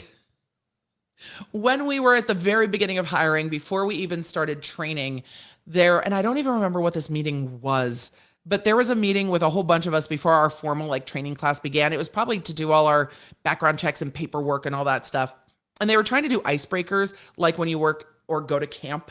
Some of you know that I was a former camp counselor. That's a story for, another stream. But as we're going around the table, one of the attorneys that was doing the icebreakers was asking about private. I saw this. This is what just happened in my brain. Bless your heart, which I love, said, yes, Emily, rich people get a lot of gifts. I thought private plane because I saw gifts and I'm like, a friend might just be like, you can use my plane. Could happen. So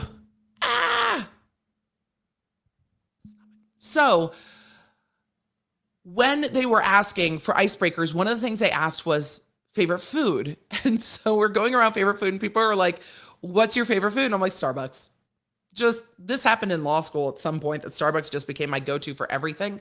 And when I was studying for the bar exam, the night I passed the bar exam, when I was studying for my grade 3 exam, and now on Wednesdays when I have some downtime in the morning, Starbucks has been a constant in my life since 2000 and 2000 and probably 1 or 2, because no coffee in high school. I did a lot of soda in law school, but also some coffee. Lived in Seattle. Wish I had leaned in more to coffee in law school. But yeah, that's where the love for Starbucks started. So, oh, Philip, let us know where you are.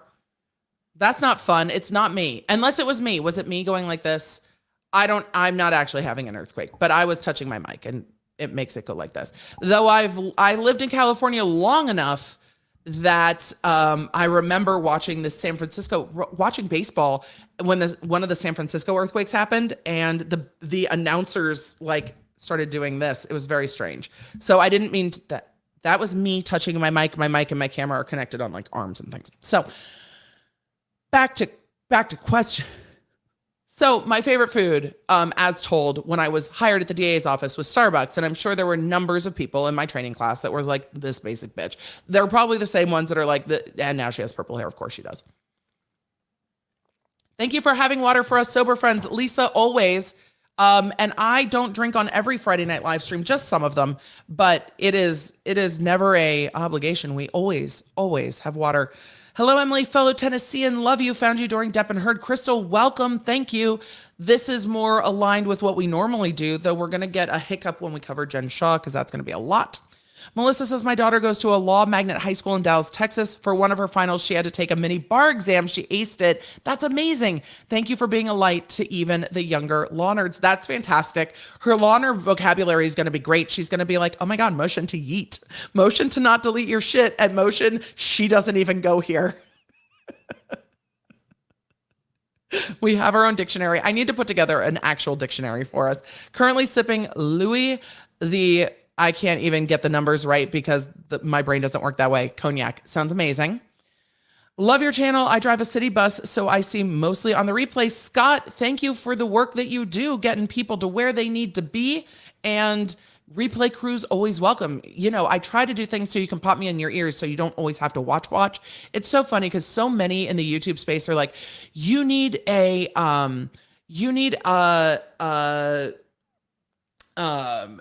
channel that has cuts and captivates people and they have to watch blah, blah, blah, blah, blah. And I'm like, no, we do long format. You should be able to listen. I mean, sometimes I know you want to see my face because my face does things, but you should be able to listen and understand what we're talking about if you need to just pop it on in the background. Found you through the Tati case. Love you so much. Thank you, Angie. I know it feels like we've circled back around old school style. Just a quick question about Depp v. Heard. I understand about the self-reporting notes not being admissible. However, aren't therapists mandatory reporters in California? Therapists are mandatory reporters in California. That did come up on cross-examination. The nurse who talked about it did not address it very specifically, but it is a question. It is a question. So it is a question. So thank you. Strategic moves with Lou. Would love to talk about the recent Children of God cult court cases in the UK. Haven't seen that.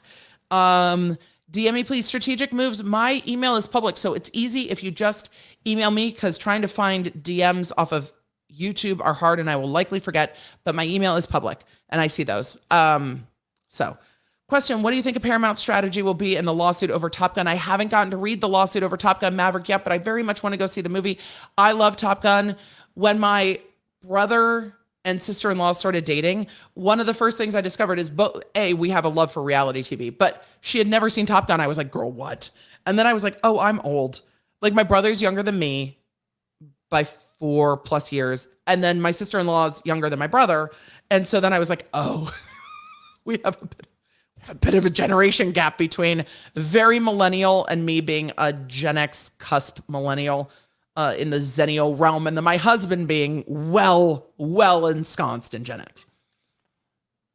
John Bailey, hey Emily, SO2 Etsy, a worldwide Emily D. Baker stan, also my fiance. Thank you very much. Shout out to Esty. I said Etsy. My brain flipped the letters. Apologize. Shout out Esty, worldwide Emily D. Baker stan and fiance. Thank you.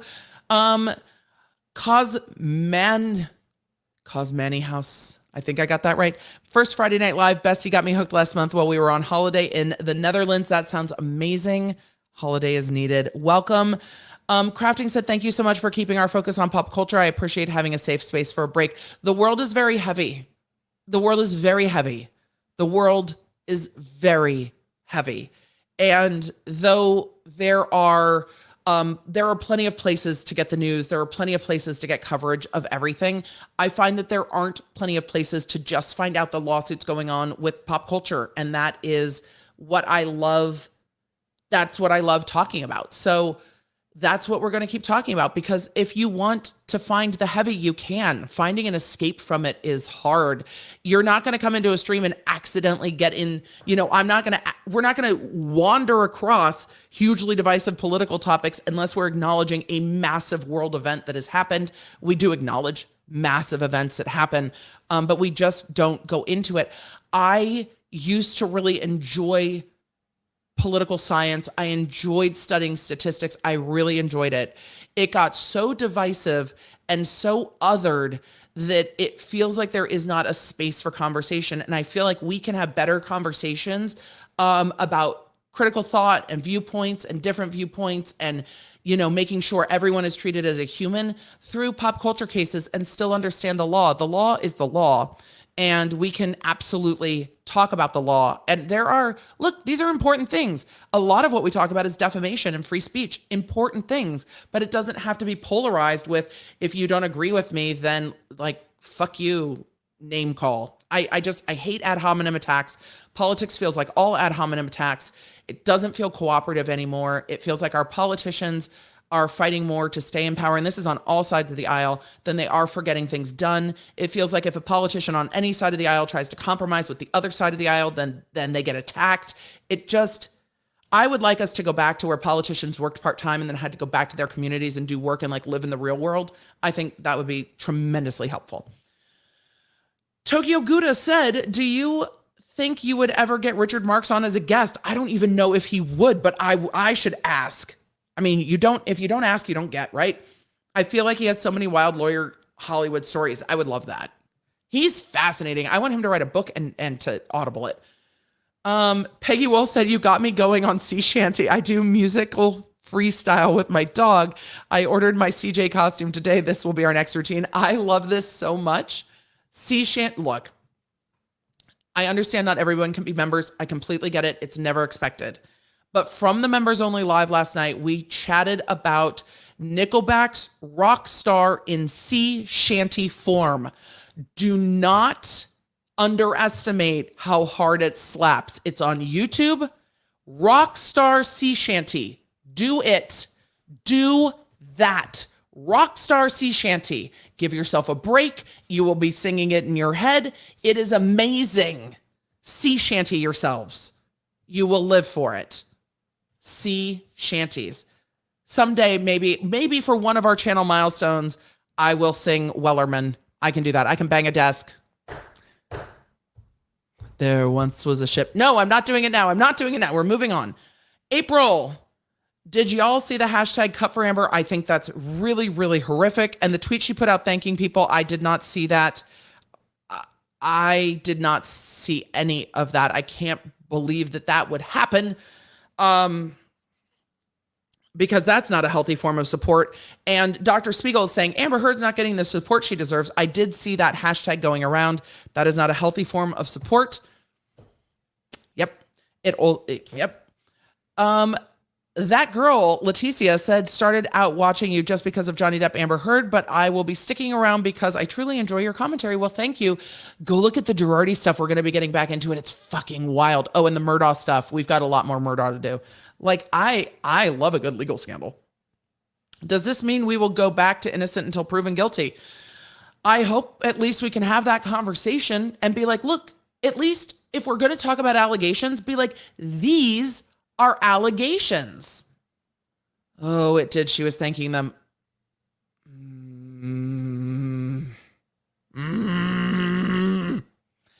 Okay, I'm not going to rant.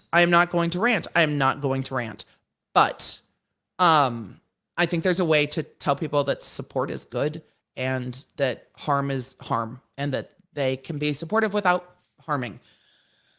So I forgot what I was talking about. I forgot what I was talking about. Apologies. I forgot what I was talking about, but that makes me sad. Ree said, hey, have you had a chance to talk to either of the legal teams? No. Would be cool to see them on the show. I have not even attempted to do that. I would love to talk to Camille Vasquez about her life and career and what the online stuff has been like. I think that would be fascinating. I'm sure she is inundated. I would love to talk to Dr. Curry about her work and her career and what this has been like for her too. Not about the case, but about the everything that comes with it. I've been happy to talk to Natalie Wisco across other YouTube channels, who was one of the defense attorneys on the Rittenhouse case. A lot of attorneys stay away from media, from live streaming, from conversations, because most attorneys want to just do their work and be left alone. You don't see a ton of attorneys who want to be in the spotlight. You get some. You get your, like Mark Garagoses, who very much like to be in the media, want to serve their clients that way, want to be on the talk shows and want to do that. But a lot of attorneys are just like, let me do my work. Just let me do my work. I don't want to talk to the media. I don't want to deal with it. And attorneys are going to have to realize when they have cases of intense interest, be it local interest, national interest, then they are going to have to figure out how to deal with the media and deal with alternative media. Because right now we're seeing the narrative is all running from the things, well, a lot of the narrative is running from things Elaine Bredehoft is saying. And I think it was completely fair of Team Depp to take a beat and then say, we have to respond to this. So, yeah. You're doing Murdaugh. Just saw a video about that. So crazy. It's so crazy. There's a great podcast, The Murdaugh Murders, that is covering this much more in depth, but I have been covering it. Pulling together the timeline of it was wild. I'm like, ooh, this is wild. And there's more going on. Somebody's being exhumed. It's a lot. We'll tell Garagos stories another day. He always had very well buffed nails. In every interaction with him I ever had through cases that we had together, he was always very well polished, and was always friendly, always very friendly. So the good news was odd wording. Why wouldn't expect them to support him? I think that's regarding Dr. Spiegel's piece. Dr. Spiegel, the whole thing was weird. Antisocial. That's hilarious. I agree that review bombing is horrible. I wish it didn't happen. Maybe a good rule of thumb we can all go by is not to evaluate people if we haven't met them or used their services. Just saying. I mean, that's what the terms of use say. And I think the platforms should yeet people who violate terms of use like that. It's very hard to shut down, and it takes quite a lot of tech to shut down reviews coming from same IP addresses and stuff like that. But we've at least seen Yelp try to respond to this, where they put up a little banner saying that stuff has been shut down because of like intense public scrutiny. And we've seen platforms trying to deal with it, but it is hard. And I do think it sucks. I can't decide if I laugh more with you or laugh more at him. Wow, I can't either. Thank you for the insights and humor. I didn't expect that headline to go so far off the rails. I really didn't. Question, but where were there muffins? I think somebody should send, no, it would probably be taken as harassing. Somebody give Dr. Spiegel a muffin and just tell him it's going to be okay. What he's experiencing online is shitty, but it's minimal and it will pass. And he needs to stop yelling at the internet. Just take a month off the internet. It's fine. It sounded like, though, that people were saying mean things to him that got in his feelings. It didn't sound like people were harassing his family, his kids, and things like that. It goes too far. The review bombing is too far, but it also sounded like it was, he got a letter. I'm sure that Amber Heard, through all of this, has gotten substantially more harassment. And again, I wonder if it's annoying to her to watch him complain about harassment that is not nearly as substantial. It always sucks to be harassed. Haley said he presented himself as unethical, smug, and unprofessional weirdo. Next time, next to Dr. Curry, he definitely presented as a cartoon character. I think he did. It was so bizarre watching him testify. I worked with him. Imagine how I feel. Susan, he says everyone who worked with him has been supportive. I'm sure the students are like, I can't imagine being a student where he is teaching. How did they publish this? Newsweek, I have questions. Same. Maybe Newsweek's in on the joke. They're like, all right, bro, here you go. He had lunch with Amber Heard. Shame on EB on muffins. Yes. Shame on Elaine Bredehoff on muffins. He wrote like, yes, John Beck. He wrote like he testified. I'm so confused. I think it was a stream of consciousness. I think he just spoke it out. This reads like Elaine's opening argument. Yep, just as convoluted. Dr. Spiegel just wrote that article as an excuse to talk about his dog. Possibly. He could have just shared the dog on social media. For a man that's supposed to be well-educated, but it sounded like a high school freshman wrote this. Yeah, well, they were pissed. Life's a journey. I'm hysterically with you, Emily. You're amazing. Well, thank you. I'll always take it. That article was something else. Patrick said, I try to understand where people are coming from. Huh? The number of times he interrupted, rambled, and was non-responsive. There's a disconnect here. There's a disconnect between the way he sees himself and the way he presented, for sure. The lack of self-awareness is staggering. Hazel said Jason Alexander got arrested for breaking into Britney Spears' house ahead of her wedding. He was streaming on Instagram. I saw that. Rosie is furious. Brit has had to get an emergency protective order. Good for Brit. I'm sure Rosengart is furious. I'm furious. I shared that in my Instagram stories. Talk of Shame had it on her Instagram. She's a great account to follow. She follows so much pop culture and breaks it down and has stuff up like immediately. And she is a purveyor of bagels, which I love. So Talk of Shame's Instagram had that broken down, and I shared it to my stories yesterday. It's probably still up because not within the 24-hour limit. It made me so mad for Britney. Motion for DEFCON Red based on the article. I'm not giving him the pleasure of DEFCON Red. Oh, Incredible Trout. That's the most adorable little Mandalorian. Your hair looks fire. Thank you. It got a refresh. She needed a bump. Not okay for him to use his pit bull as a threat or to insinuate that his pit bull could be intimidating. That's very fair. Doggy discrimination. The breed discrimination stuff is weird, but he definitely did say, I have a pit bull, so fuck off. Interesting. Though there are definitely pet owners who want a dog to be loud and scary. But I think that is a point well taken. Not a dog owner. Nobody's afraid of my cats. Unless you're afraid of having cat hair all over you and or are allergic to them. And Fred drools when he's happy and you pet him, so there's that. Hunter and Olive, homeboy called Depp an idiot. An idiot druggy wife beater with a slow brain, but he received 15 minutes of criticism from the internet and has a meltdown. Yeah, and asked Depp to defend him and come to his rescue. Save me. Save me. Tell the internet to stand down. Lilith said, I self-identify as a hardcore Johnny Depp fan. Fair enough, Lilith. Fair enough. So Quick Bits got changed a bit. Love the hair. Yeah, it was meant to be quick, and then it went off the rails spectacularly. That's why I like to do things live. A little wild with Kat. If anything, this has turned me into a Depp stan. I wanted to understand his words, so I watched most of his interviews, now binging filmography. That's fair.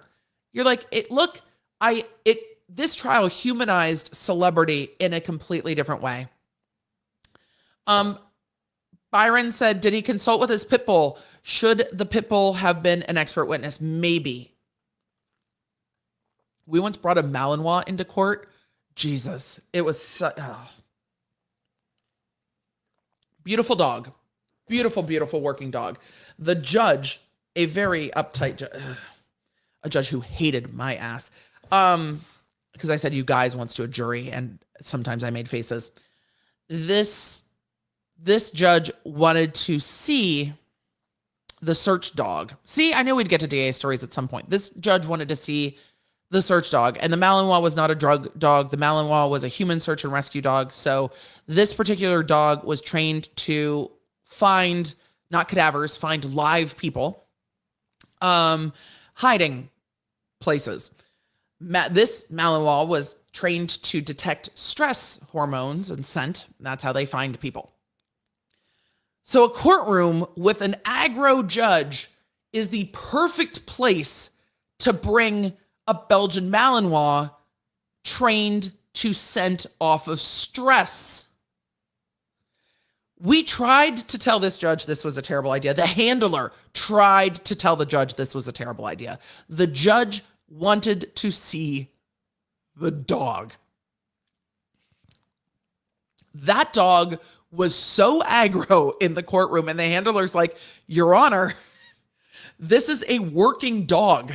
And the dog was muzzled, but was clearly, big dog, beautiful dog, clearly visibly agitated, because the dog was in a situation that the dog never should have been in. The dog never should have been in the courtroom setting where everyone is fucking stressed out. And the judge would not listen to anyone hearing it. And this dog was just so agitated. And the handler was trying to explain to the dog while the dog is just like, and the judge is like, oh. When the handler says to you, we can't bring the dog in, the dog is trained this way, and this situation is not the right situation for the dog, the judge should have listened, but the judge wanted to see that. I don't know what the judge thought, that this would be an adorable dog. These are working dogs are different, ma'am. This judge, man. This judge. It is. Bop it. It was a terrible fucking idea.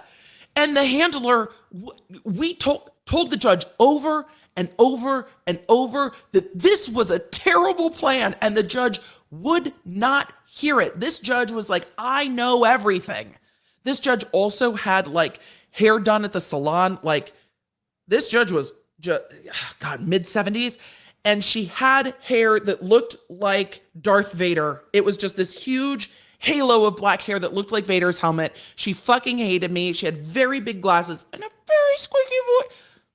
But bringing this dog into court was such a terrible idea. Great looking dog. I have seen dogs do some interesting shit in the work that I did. We had a hostage situation that I worked on when I was a law clerk, and the dog ended up being the one to catch the person who was running away in the back of the leg. Did not look good for the leg. Don't run from police dogs. June said, I can criticize you, but you can't criticize me. I can criticize you, but you can't. I'm going with you can't criticize me, but you can criticize me. Yeah, Spiegel doesn't want to be criticized. Jono said, that's not vomit. Does not support knowing all the details since 2019. Just saying. Yep. I know all the details. That's not ice cream. He expects a lot of foresight for someone who he believes is cognitively impaired. Also true. Blame is so much easier than self-responsibility. Jono, that's a very, very fair point. Mia said, at least he's not going for the head of the English department. Also fair. Klotsu said, this letter is so inappropriate on so many levels. I understand his human level of concern, ego deflation because of criticism, but this was not the way to address it. No, this is a conversation you sit down and have with your friends. The ego crush is severe, but it doesn't need to be in Newsweek. This is for friends and therapy and support people, your spouse, your adult children, and be like, God, the internet sucks. How do you guys do this? Ugh. Dr. Spiegel's article is a great teachable moment if you are trying to explain disorganized thinking, often part of psychosis. Yes, I'm a trained psychologist. It's funny because Spiegel was talking so much about the cognitive processing of Johnny Depp and how his cognitive processing worked. Isn't it interesting? Okay, I'm losing. Fair. This is the combo that Cray Uncle corners you into Thanksgiving. It feels like that. It feels like you're in a very uncomfortable conversation where someone is spinning conspiracy theories. Time for Back to the Future Doc to retire. He's going for a promotion at work. I think he was expecting to get a lot of positive clout from this case. He clearly didn't receive that due to his own actions. Now he's upset. That's also very, very fair. All right. Oh, we've gotten so far without crackling. Let's see if we can fix it. Hopefully that did it. We got very far. We got much further than we did last night. Okay, but he testified and diagnosed Depp, who was the person he had never spoken to once in his life. Now he doesn't want us to have opinions about someone we've never spoken to. Yes, that's exactly it. That's exactly what he said. Maybe he needs to make an appointment with himself. I think someone else probably. Dr. Pepper is more emotional than this man, Alana. Girl. Living. A pit bull at heart is a loving, tender, and sensitive animal. Pure cuddle bugs. I don't think I could dislike this creepy man any more than I already did. Yes, justice for Pitbull. Pitbull's going to be on the internet going, what did I do? Why do I need justice? No, my friends who have pits, they're big, heavy, dense dogs, but yes, lap dogs. Holly Jane, I love your avatar. Did you watch Runkle's video about the female Stanford law professor who's been openly attacking Camille and other female attorneys on Twitter? I did not see it yet. I responded on Twitter to Natalie, lawyer chick, about said Stanford professor. I very much try to not argue with people over opinions on the internet. Which is why I just responded to Natalie. And Natalie, did you guys see Natalie's video with Hogue today? Talk about a great fucking video. If you haven't, watch Hogue and Natalie together, where Natalie talks about her article, talks about why she wrote it, talks about stuff that she put into it and why, and then talks a little bit about the copyright potential issue. But I love the way she and Hogue broke it down today. I think Natalie's tremendous. You guys know this. I stan Natalie, lawyer chick, all the time. And she said, she was one of the OGs, by the way, of breaking down court on video, because Natalie started breaking down Zoom court early in 2020. And it was really fun to watch her break down what the judges were doing, what defense attorneys were doing, and being like, ooh, don't do that. It was just, some of her older videos are so great. Anyway, so Natalie posts on Twitter, oh no, this is very, very dismaying. This is the in question blue check mark. Who said, in a society that strips women of real power, some women have learned to seek male approval in the hopes that they won't be, I'm not going to say that word, or abused or humiliated. Sucking up to power might feel good, but it won't work. You'll be next. I don't think that men are all people who do these things. These things happen, but all men are not those things. And so my response was, so if this person disagrees with someone, then it's direct to the ad hominem attacks and threats. Got it. Disappointing to see a woman tear down professional women in the name of what? Advancing women. So there is that. I did not engage in this tweet. I engaged with somebody I very much like. I will go look at that. Of all the women who suck up to male power, women lawyers are the absolute worst of the bunch. Really, tell me more about women lawyers. Desperate to prove they are real lawyers. Oh, because we have lady brains. Got it. And understand that being a woman undermines their identity as lawyers. No. They throw women under the bus as hard and fast as they can. And then she went on to call a bunch of people skirts. I don't have the bandwidth and capacity to break this down in an intellectual way without just being in my feelings about it. So I stuck with, it is disappointing to see a woman tear down professional women in the name of presumably advancing women. Is Natalie Lawyer Chick not at 100,000 subs yet? What? No, that's unacceptable. Hold on. How many of us? There's 16,000 of us in here. She is great. She's at 99,001, y'all. If you are sleeping on Natalie Lawyer Chick, if you like my content, you will love Natalie Lawyer Chick's content. And when you look, she did a whole investigative thing into Darius Cooks. She did great sovereign citizens reactions. She's done a whole bunch of breakdowns on Megan Thee Stallion versus Tory Lanez. She's got great breakdowns from the Cardi B case. She's started getting into the Daybell Vallow case. Natalie is a criminal defense attorney. She is fantastic. And she has just some fantastic videos where I have some favorites in here. She broke down a defense attorney getting into it in court, and we stand Natalie. So if you guys want to go support Natalie Lawyer Chick, she's just Natalie Lawyer Chick on YouTube. What if can we just surprise her?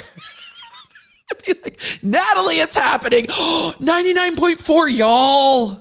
Y'all, hold on. Natalie, I'm going to go DM her on Twitter. She's probably asleep. She worked all day. And now that we're talking about her, our stream is on a mission to get you to 100K. Keep an eye on your numbers.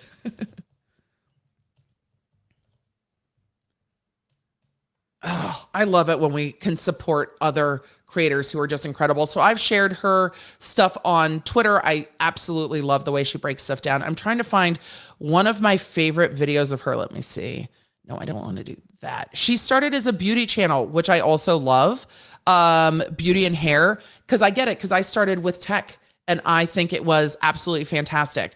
But she has a breakdown of this politician who gets pulled over by the cops, and she breaks down the whole body cam footage, and it's incredible. She's got great breakdowns on Depp v. Heard. I love her approach. I love her sass. Her chat is a great place. No fuckery. Just fantastic. Oh my God, stop it. I'm so excited. Sorry, Natalie. I hope you didn't miss it. We did that real quick. Chat, the power of good. The power of good. Look at this. Natalie Lawyer Chick. Yeah, chicklets. You guys are amazing. Thank you. I really do think you will enjoy Natalie's perspective. There are very few POC lawyer creators on YouTube, not nearly enough. The type of harassment she gets is just different. And she did a great video addressing some of the people that come to her channel and give her a hard time about her hair, the way she dresses. She and I had a great conversation about it probably a year ago, but I think she's just tremendous. And we have such different takes, prosecutor versus defense attorney, but we also see eye to eye on so much. And Natalie's got, like, when we talk about badass lawyer, somebody went and just ripped on her Twitter thread and then was like, debate me. And she was like, 10-4, invited dude on her channel to have a debate with her. I'm like, girl, go for it. So I just love it. I just absolutely love it. And she had a really good conversation with some Twitter dude called Lawboy or whatever. And I'm like, get it. I mean, if you're gonna debate someone off of Twitter, okay. Okay, Natalie. So I love how open she is about stuff. I love that she talks about her law journey. I love that she talks about the law. I love that she's been breaking down video court forever. And if Natalie has gone to sleep after being in court, I hope that she wakes up and sees this and gets it. During the beginning of Depp versus Heard, she was defending a double homicide case. So she was like, during the beginning of this case, she's like, I can't stream, I'm working. Though I always love her takes. So there we go. Yay. No, she hasn't responded on Twitter. She might just be, it's 11:20 where she is. So she's East Coast. Natalie's a queen. She knows who she is and what she's about. She is. And she doesn't put up with fuckery. And she's a compassionate, kind human. So wait, she did a breakdown of Dr. Spiegel. I can't wait to go watch that. I saw that. We love it. We love it. We love it. I love that she's at 100K. I love it. Thank you guys. I love sharing the love. And I love helping you guys find creators that I enjoy inside and outside of law. I will always tell you the creators that I watch and enjoy that I think you might watch and enjoy. We're going to get to a few more questions, and then we are at 3 hours and 15 minutes going to bounce. Fox Den Abstract Art, Hey Shadow, loved you guys last night. Thank you so much. That was like a David Lynch nightmare fever dream. It really was.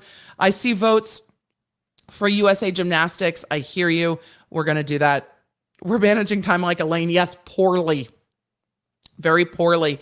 Abby said, made it to Alive. My girlfriend introduced me to you, and we loved watching Johnny Depp with you, even though our boyfriend picked on us for following the drama. It wasn't drama. We all had a legal education. Tell the people we had a legal education. That was not drama by any means. That was legal education. Commas and periods go inside the quotation marks. Dashes, colons, and semicolons almost always go outside the quotation marks. I love that. Question marks and exclamation marks sometimes go inside, sometimes stay outside. Well, that's confusing rules. But I love it, and we'll take it. Let's see. The Private Dick. Love it. Crimes. Larry Nassar crimes, please. My essay was called A Scandal, and it undermined what happened to me, and it was largely ignored because it was lumped into the same family as other types of things. Essays should not just be all lumped together. Cases are different, and I'm sorry that happened. So FBI loses. Where does the money come from? Does Congress need to appropriate? I would imagine it would come. I mean, if the FBI loses, it would come from the federal government somewhere. I have no idea where in the budget it would come from.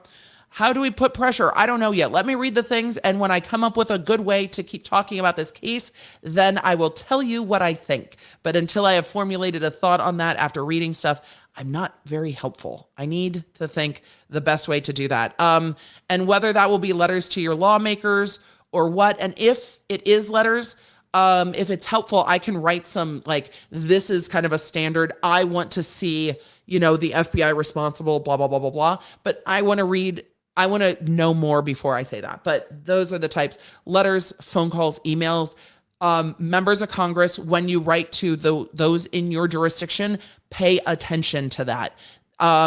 Says the girl who worked for a member of Congress. They pay very much attention. Your senators pay attention. They pay attention to what is sent to them. Handmaid Darcy, what are your thoughts on settlements generally and how they so often protect and enable perpetrators? Whatever the incidents at issue, there are good and bad things about settlements. A lot of times what we saw Depp Heard go through is horrible for everyone involved. Just fucking horrible for everyone involved. It is stressful. It is millions of dollars, and not everyone can clear their name that way. For some, a settlement allows them to maintain their dignity and deal with things. But yes, especially in things like medical malpractice, we were talking about this with Chalene Johnson, it can allow bad things to continue to go on. But I don't hold that against an individual that chooses to settle because they just don't have the money to keep fighting and would otherwise not be able to seek justice. So there is two sides of that coin. And the policy consideration aside, the human considerations are what I came for first.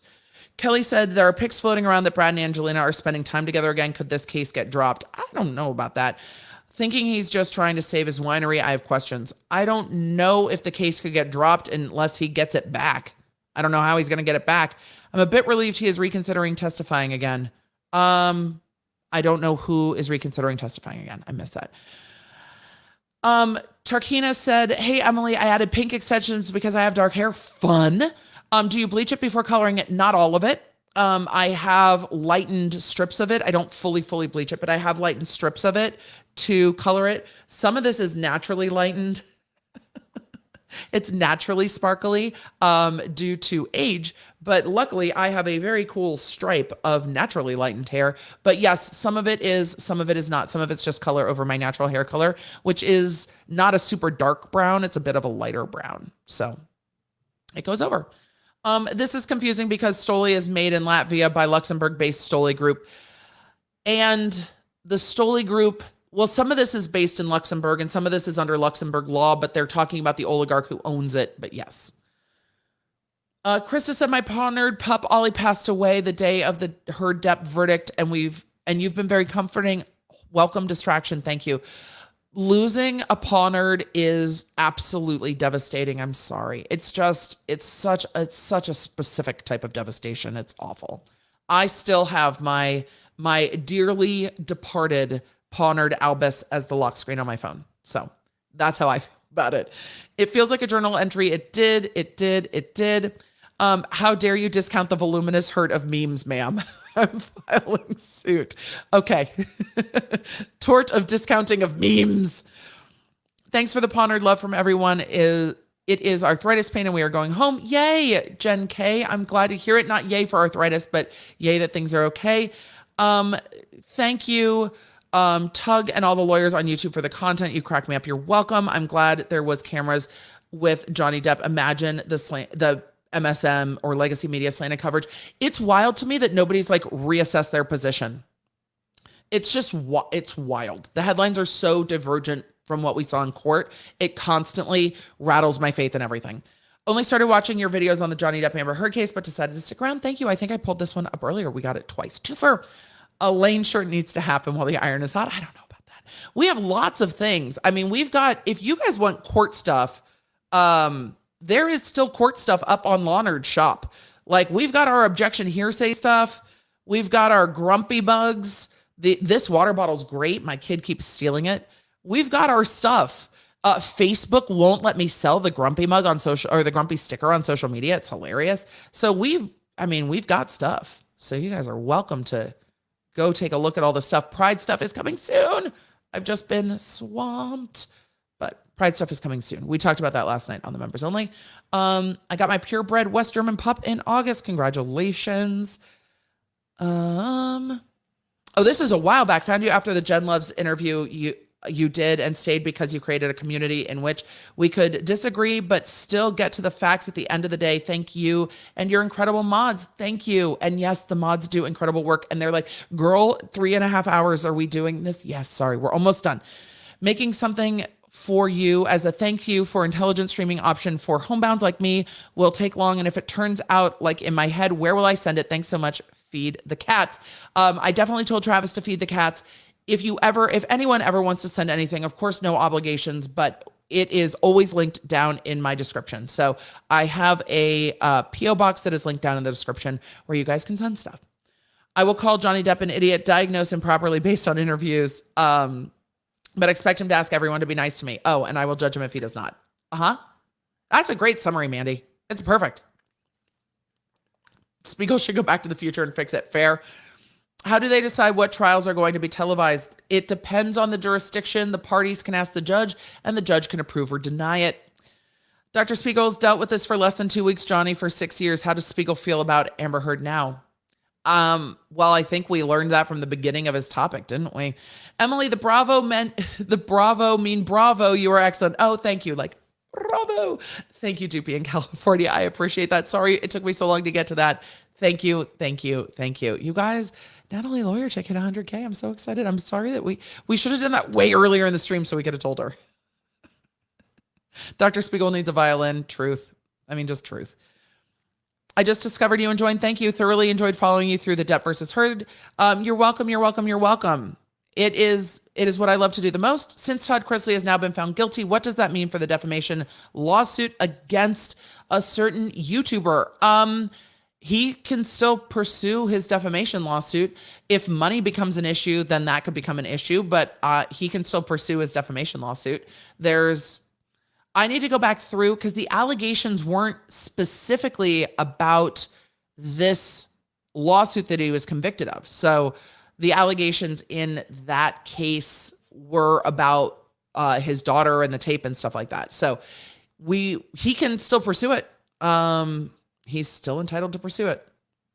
Jen, Brownstein, Hyatt, Farber, is that Shrek, are the best litigators in Nevada. Thank you. Fantastic.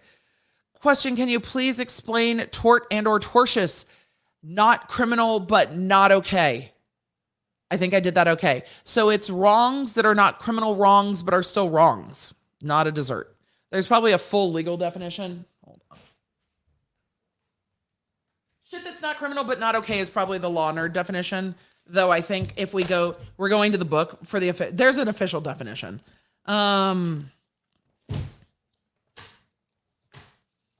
You guys are like, Emily, why are you going down this rabbit hole? Because I'm going to do it anyway when I stop streaming. Because now I want to know. And my brain is like, I want to know this. So, I mean, things you cover in first year torts when you're like, why are we taking torts? What is this anyway? That is... Ha! I think my definition's better. But the official definition from Black's Law is a civil wrong for which a remedy may be obtained in the form of damages, a breach of a duty that the law imposes on everyone in the same relation to one another as those involved in a given transaction. The breach of law dealing with such wrongs. So, and then it gives a whole bunch of different kind of torts, but a civil wrong, a non-criminal wrong for which, there's a remedy, e.g. damages. Yay. I had to verify myself. What is the difference between extortion and blackmail looking fab? Extortion and blackmail are fairly interchangeable, though generally for me, and I could go Google, but I'm not going to, but for me, blackmail generally refers to the thing. Extortion is like, do this or you will have this, but in some jurisdictions, I imagine they are used fairly interchangeably. There are 16K of us here. Do the YouTubey things, y'all. Thank you. Dear Emily D. Baker, on a very light note, nice earrings. Is there a story? Lucky Charms. I love them. I like a hoop. I like a bigger earring. Hoops get stuck in my in ears that I use. And so when I started streaming, these set out against my hair and I like the shape of them. They're Kendall Strut earrings. I like the shape of them. And then I just kept wearing them. And then I didn't have to decide what my earrings were. And I could change like all the other piercings and not change these. And I have a black pair and a teal pair and I love them. I just love the shape of this earring. And I like how they sit with my jaw. I love them. And I love that they show up in my hair, but they're not like, they don't get caught in things. Fun fact about Kendra Scott, I lost one of these earrings in Mexico ages ago. And if you lose one, they will let you just buy one. I was like, wait, what? Fan for life. If I lose an earring, I can just buy one. I don't have to buy a whole new pair. Wonderful. Still awake and it's your fault. Yeah. And that was a while ago and it's a while later now. Bella says 6:43 a.m. on Saturday. Happy Saturday. I miss seeing you guys live every day too. I'm going to have to figure out if we do shorter lives and do them more frequently. I agree. Any coverage of the Rust suits happening in the near future? Yes, it's on the list for next week. Jeremy Paul, there's no such thing as too much Starbucks. Love your show. Give a shout out to my sister, Jenny. Hello, Jenny Paul. She is also a sub of yours. I got introduced to her. I got her introduced to you and she won't leave now. Well, we can all do it together. My kids and I are doing the Erland test and we're so grateful for finding out about it. Wendy, I love hearing that. Congratulations to you and your kids. I'm speed running. Got my I have questions mug, new law nerd, mostly an Emily nerd. I mean, that's fair. Still watching Runkle, Spidey, and Rob too, but you're the goat. Well, thank you. Thanks for the new rabbit hole. You are welcome. Shadow, I used to live in Covina around the same time that you were there in California. Thank you for all you do. You're welcome, Heidi. I like Covina. I used to play water polo out in Covina. What's your favorite Starbucks drink? It depends on the season, but always the pumpkin cream cold brew. The pumpkin cold foam cold brew. Bay. Michelle said, have you popped in my ears with no video during Depp Heard when I was working in the office? And I'm sure my coworkers thought I was crazy. Right. I randomly started yelling, Elaine, worth it. Totally worth it. Thank you so much, Annette, for the kind words. You gave me the energy to finish my daughter's wedding gown. That sounds like a lot. Flights to the venue on Monday, stitching and listening. Congratulations to your daughter and your wedding and her wedding. Can Amber Heard still advocate for IPV? We'll see. Have you heard the new Jeff Beck and Johnny Depp track that dropped today? I have not. Question, did you see the billboard for Cuthbert the Caterpillar? I did. Made by bakers, approved by lawyers, made me think of you. I did. I got tagged in it a bunch and it made me delightful. It made me just gleeful. I love it. The helpful stranger, power over morals. That's all they care about, which is not the way it should be. Team Purple Hair, love it. Huge fan and fellow podcaster, love the channel. Shout out to the Law Nerds, a great reflection of your amazingness. The Law Nerds we have created and protected this community. Cabera, thank you. Now hooked, would love more content, maybe daily live streams. We'll see. They do. The live streams take a certain amount of prep. I work for an educational nonprofit in the school district. Superintendent asked why I look so sad. Said the district blocked Emily and I can't watch the Johnny Depp trial. 10 minutes later, IT was releasing Emily from school YouTube jail. Yay!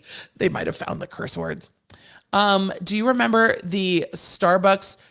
I don't remember that at all. No, I have been a long time cold brew fan, but before that, it was mostly chai, and sometimes iced chais, and sometimes chai frappuccinos. Sporting my Hershey Brewing Company home with a mega pint isn't happy hour anytime t-shirt today. That's amazing. Tracy, how long till Dr. Curry's hubby gives her crap about dinner, drinks, and muffins with Johnny? I have no idea. I'm sure they had a laugh about it. I hope. Emily, you and JD have to help me tell my Boy Scout essay story. Maddie, wow, thank you. Growing up, never openly admitted it happened except my attorney. Now I am able to tell the story. So many will be reached by your sharing. I covered the Boy Scout bankruptcy ages ago. I'm sorry that happened to you. I'm glad that you were able to share. Sometimes the things that we hold in are the hardest, and I'm glad you have an attorney that you can trust. Chell said, my mom's friend is down in the Murdaugh area, and I think in their circle, all the info we get from them was in the news a week later. Can send you their info. Sure. If they want to, make sure that they want to before that, make sure that they want to, but if they would like to, or tell them if they would like to contact me, they can, or they can listen to my content. It's a lot. And I missed the beginning. Had to go back and watch the article. Man, I'm still struggling to breathe. I rewatch his testimony every time I have a bad day at work. That's funny. I keep hearing the phrase, we are the company we keep, in my head when I see these interviews and articles from Heard team and witnesses. I feel like they're all a facet of the person she is. There's a lot of similarities. There is. Can we all agree Ben King was the best part of the trial? Oh, Krisha, I think we might have to do a favorite witness list for court of public opinion, because Ben King was great. Alejandro Romero was great. Morgan Knight and Morgan Tremaine were great. And then we would have to do the experts. Like, we might need a whole fantasy league. Kimberly said, the look on your face when Billy Bush was speaking reminded me of a quote from Sid and Nancy. The naive wit of imbeciles has always enchanted me. Look, first of all, TV interviews are hard because you can't always look down. You need to look at the camera, but then it's hard to see the other people on screen. And sometimes you can't see so I never know where to look. And sometimes I'm just listening and then my face does things. I don't mean to do things. The helpful stranger, always love your need to share LawTube stardom with other creators who have been covering this. Good with good. Thank you for being here for us. You're welcome. Also decide if going to go back and stream any recent old cases. I have not had time. Definitely. Ruby, thanks from the Lawyer Chicklets. You're welcome. I'm so excited. I'm so excited for Natalie. I don't know where she will be when she finds out, but I can't wait. I'm so excited for her. And of course, she has built a thriving channel. It's always nice to be able to say, hey, by the way, if this hasn't come across your For You page yet, it should be on your For You page. And if it's not, here you go. Just go find it. Always find a dash of disagreement in every conversation leads to a better understanding. Agree. I call my naturally light and wisdom glitter. I love that. I'm a baker and watch all of your videos while I do my thing. I'm obsessed. Seriously, I love you. You're welcome. There, all of my stuff is listed. So batter and baked. Thank you. I'm burning my ACLU beanie and buying a laundered one. We do have beanies. The ACLU stuff has been really unfortunate in all of this. Thank you. Thank you. The Natural Yogi. The Philippines is on my travel list. Weird question. What does a prosecutor do if they believe the defendant is innocent? They don't bring the case, or they move to dismiss the case. That is the ethical thing to do. So if you believe someone is innocent, you don't prosecute people that you believe are innocent. Never, ever, ever. You have to believe that you can prove beyond a reasonable doubt that you can convict them. There's times when you think people are guilty and you're like, but I don't think I can prove it. And then those go too. Prosecutors ethically have to stay with it's better for a guilty person to go free than for an innocent one to remain in custody. And truly, if people are up to the things that you think they're up to, and you can't prove it on that one, there will probably be another one, and you can deal with it then. But bending ethics is never okay. So I've had cases that I fought for where I thought the person clearly did the thing, but I still thought the prosecution was stupid. And we fought for those too. It's like, this is dumb though. Yeah, they did the thing, but the thing is dumb. Can we just not do dumb things? There's so much bad shit. Can we not fight over dumb shit? And then, we got legalized and that got a bit easier. Heidi said, you inspire me. Thank you for your shop. Maybe bringing in gavels. I've been thinking about it. Sourcing can be difficult. New favorite drink, venti iced black tea. That sounds delicious. Love chai. Love chai. Love chai. Maddie said Brown Rudnick is defending us. Maddie, that's incredible. That's incredible. You must feel so tremendously supported. And I hope that you do. Good for you. Keep going.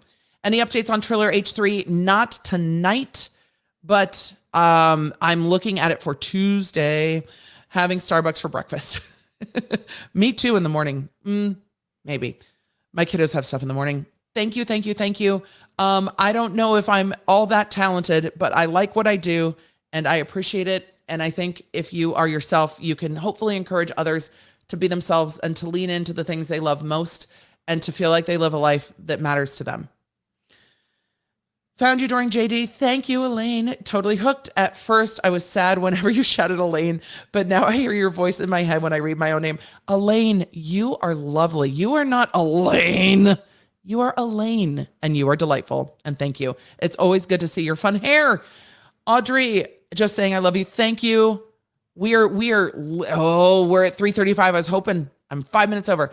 Question, would you ever consider interviewing Fiona Apple about her being involved in court watching? I didn't know Fiona Apple was involved in court watching. I'm going to have to look into that. Yes. Will you be covering the Daybell trials? I don't know. I just don't know. It's so dark.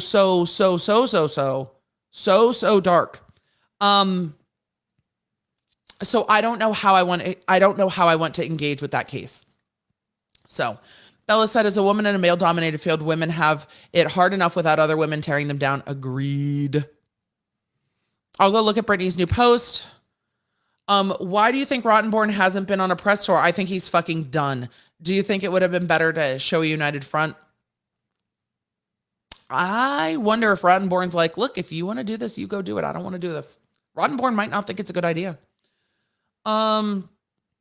Which worse injustice, guilty man being locked up and his family bearing that truth, or guilty man going free? I mean, that's a very big moral question. I can't speak to either injustice. I think that it depends on what lens you're looking through. If a guilty man goes free because the state can't prosecute him or them, then they can't do it. So I need more facts.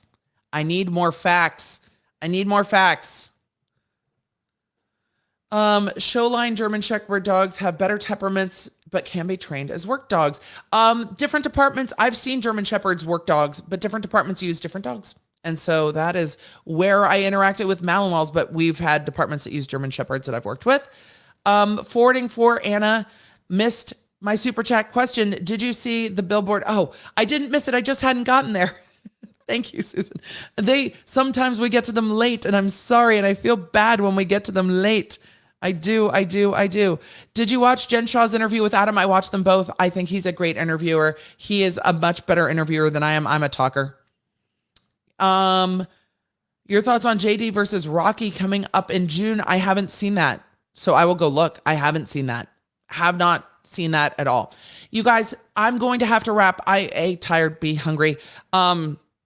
Yes, I'm still following the Blizzard suits, and I will be circling back to them. They're fascinating. So we have lots. There is so much that we have been covering that we haven't gotten to in 6 weeks that it's trying to prioritize what we get to. So I will absolutely be following up as quickly as we can. So with that, it is time to go. Law nerds, this meeting is adjourned. We are adjourned for the evening. Thank you for the late night ride. I've got to go to bed. I appreciate all of you for being here. Thank you for being law nerds. Do the YouTube-y things. If you want to follow me around the social medias, you at the Emily D. Baker all over the place. I'm going to be working on a new podcast episode over the weekend, and I will see you back live on Tuesday, though I will be around the interwebs before that, except for Sunday. I take a social media day off once a week. Maybe Dr. Spiegel should consider it, or maybe extending it, perhaps. Just perhaps. So thank you for being here. It is time to say goodnight. I will see you soon. You don't have to go. I'm sure someone else is live. And thank you guys for letting me share the creators that I enjoy so much and making sure Natalie Lawyer Chick, really, if you want to go see the Sovereign Citizen reacts are great. And there's that one, I don't remember who it was that got arrested, but she broke down a, body cam footage of this dude getting arrested that was so good. It was just, there was sass. I just enjoyed it so much. So there's plenty of content there. There's plenty of content here, especially if you're new. You're like, oh, Tati Westbrook suits. Yeah. Emily before the purple hair goes down on those. So I will see you guys in the next one. Thank you. Connect with me everywhere. I'm at the Emily D. Baker. If you guys want to join the text, just text Emily.com. If you want to join the channel, lawnerdsunite.com. Happy to have you. Support what we do here on the YouTube.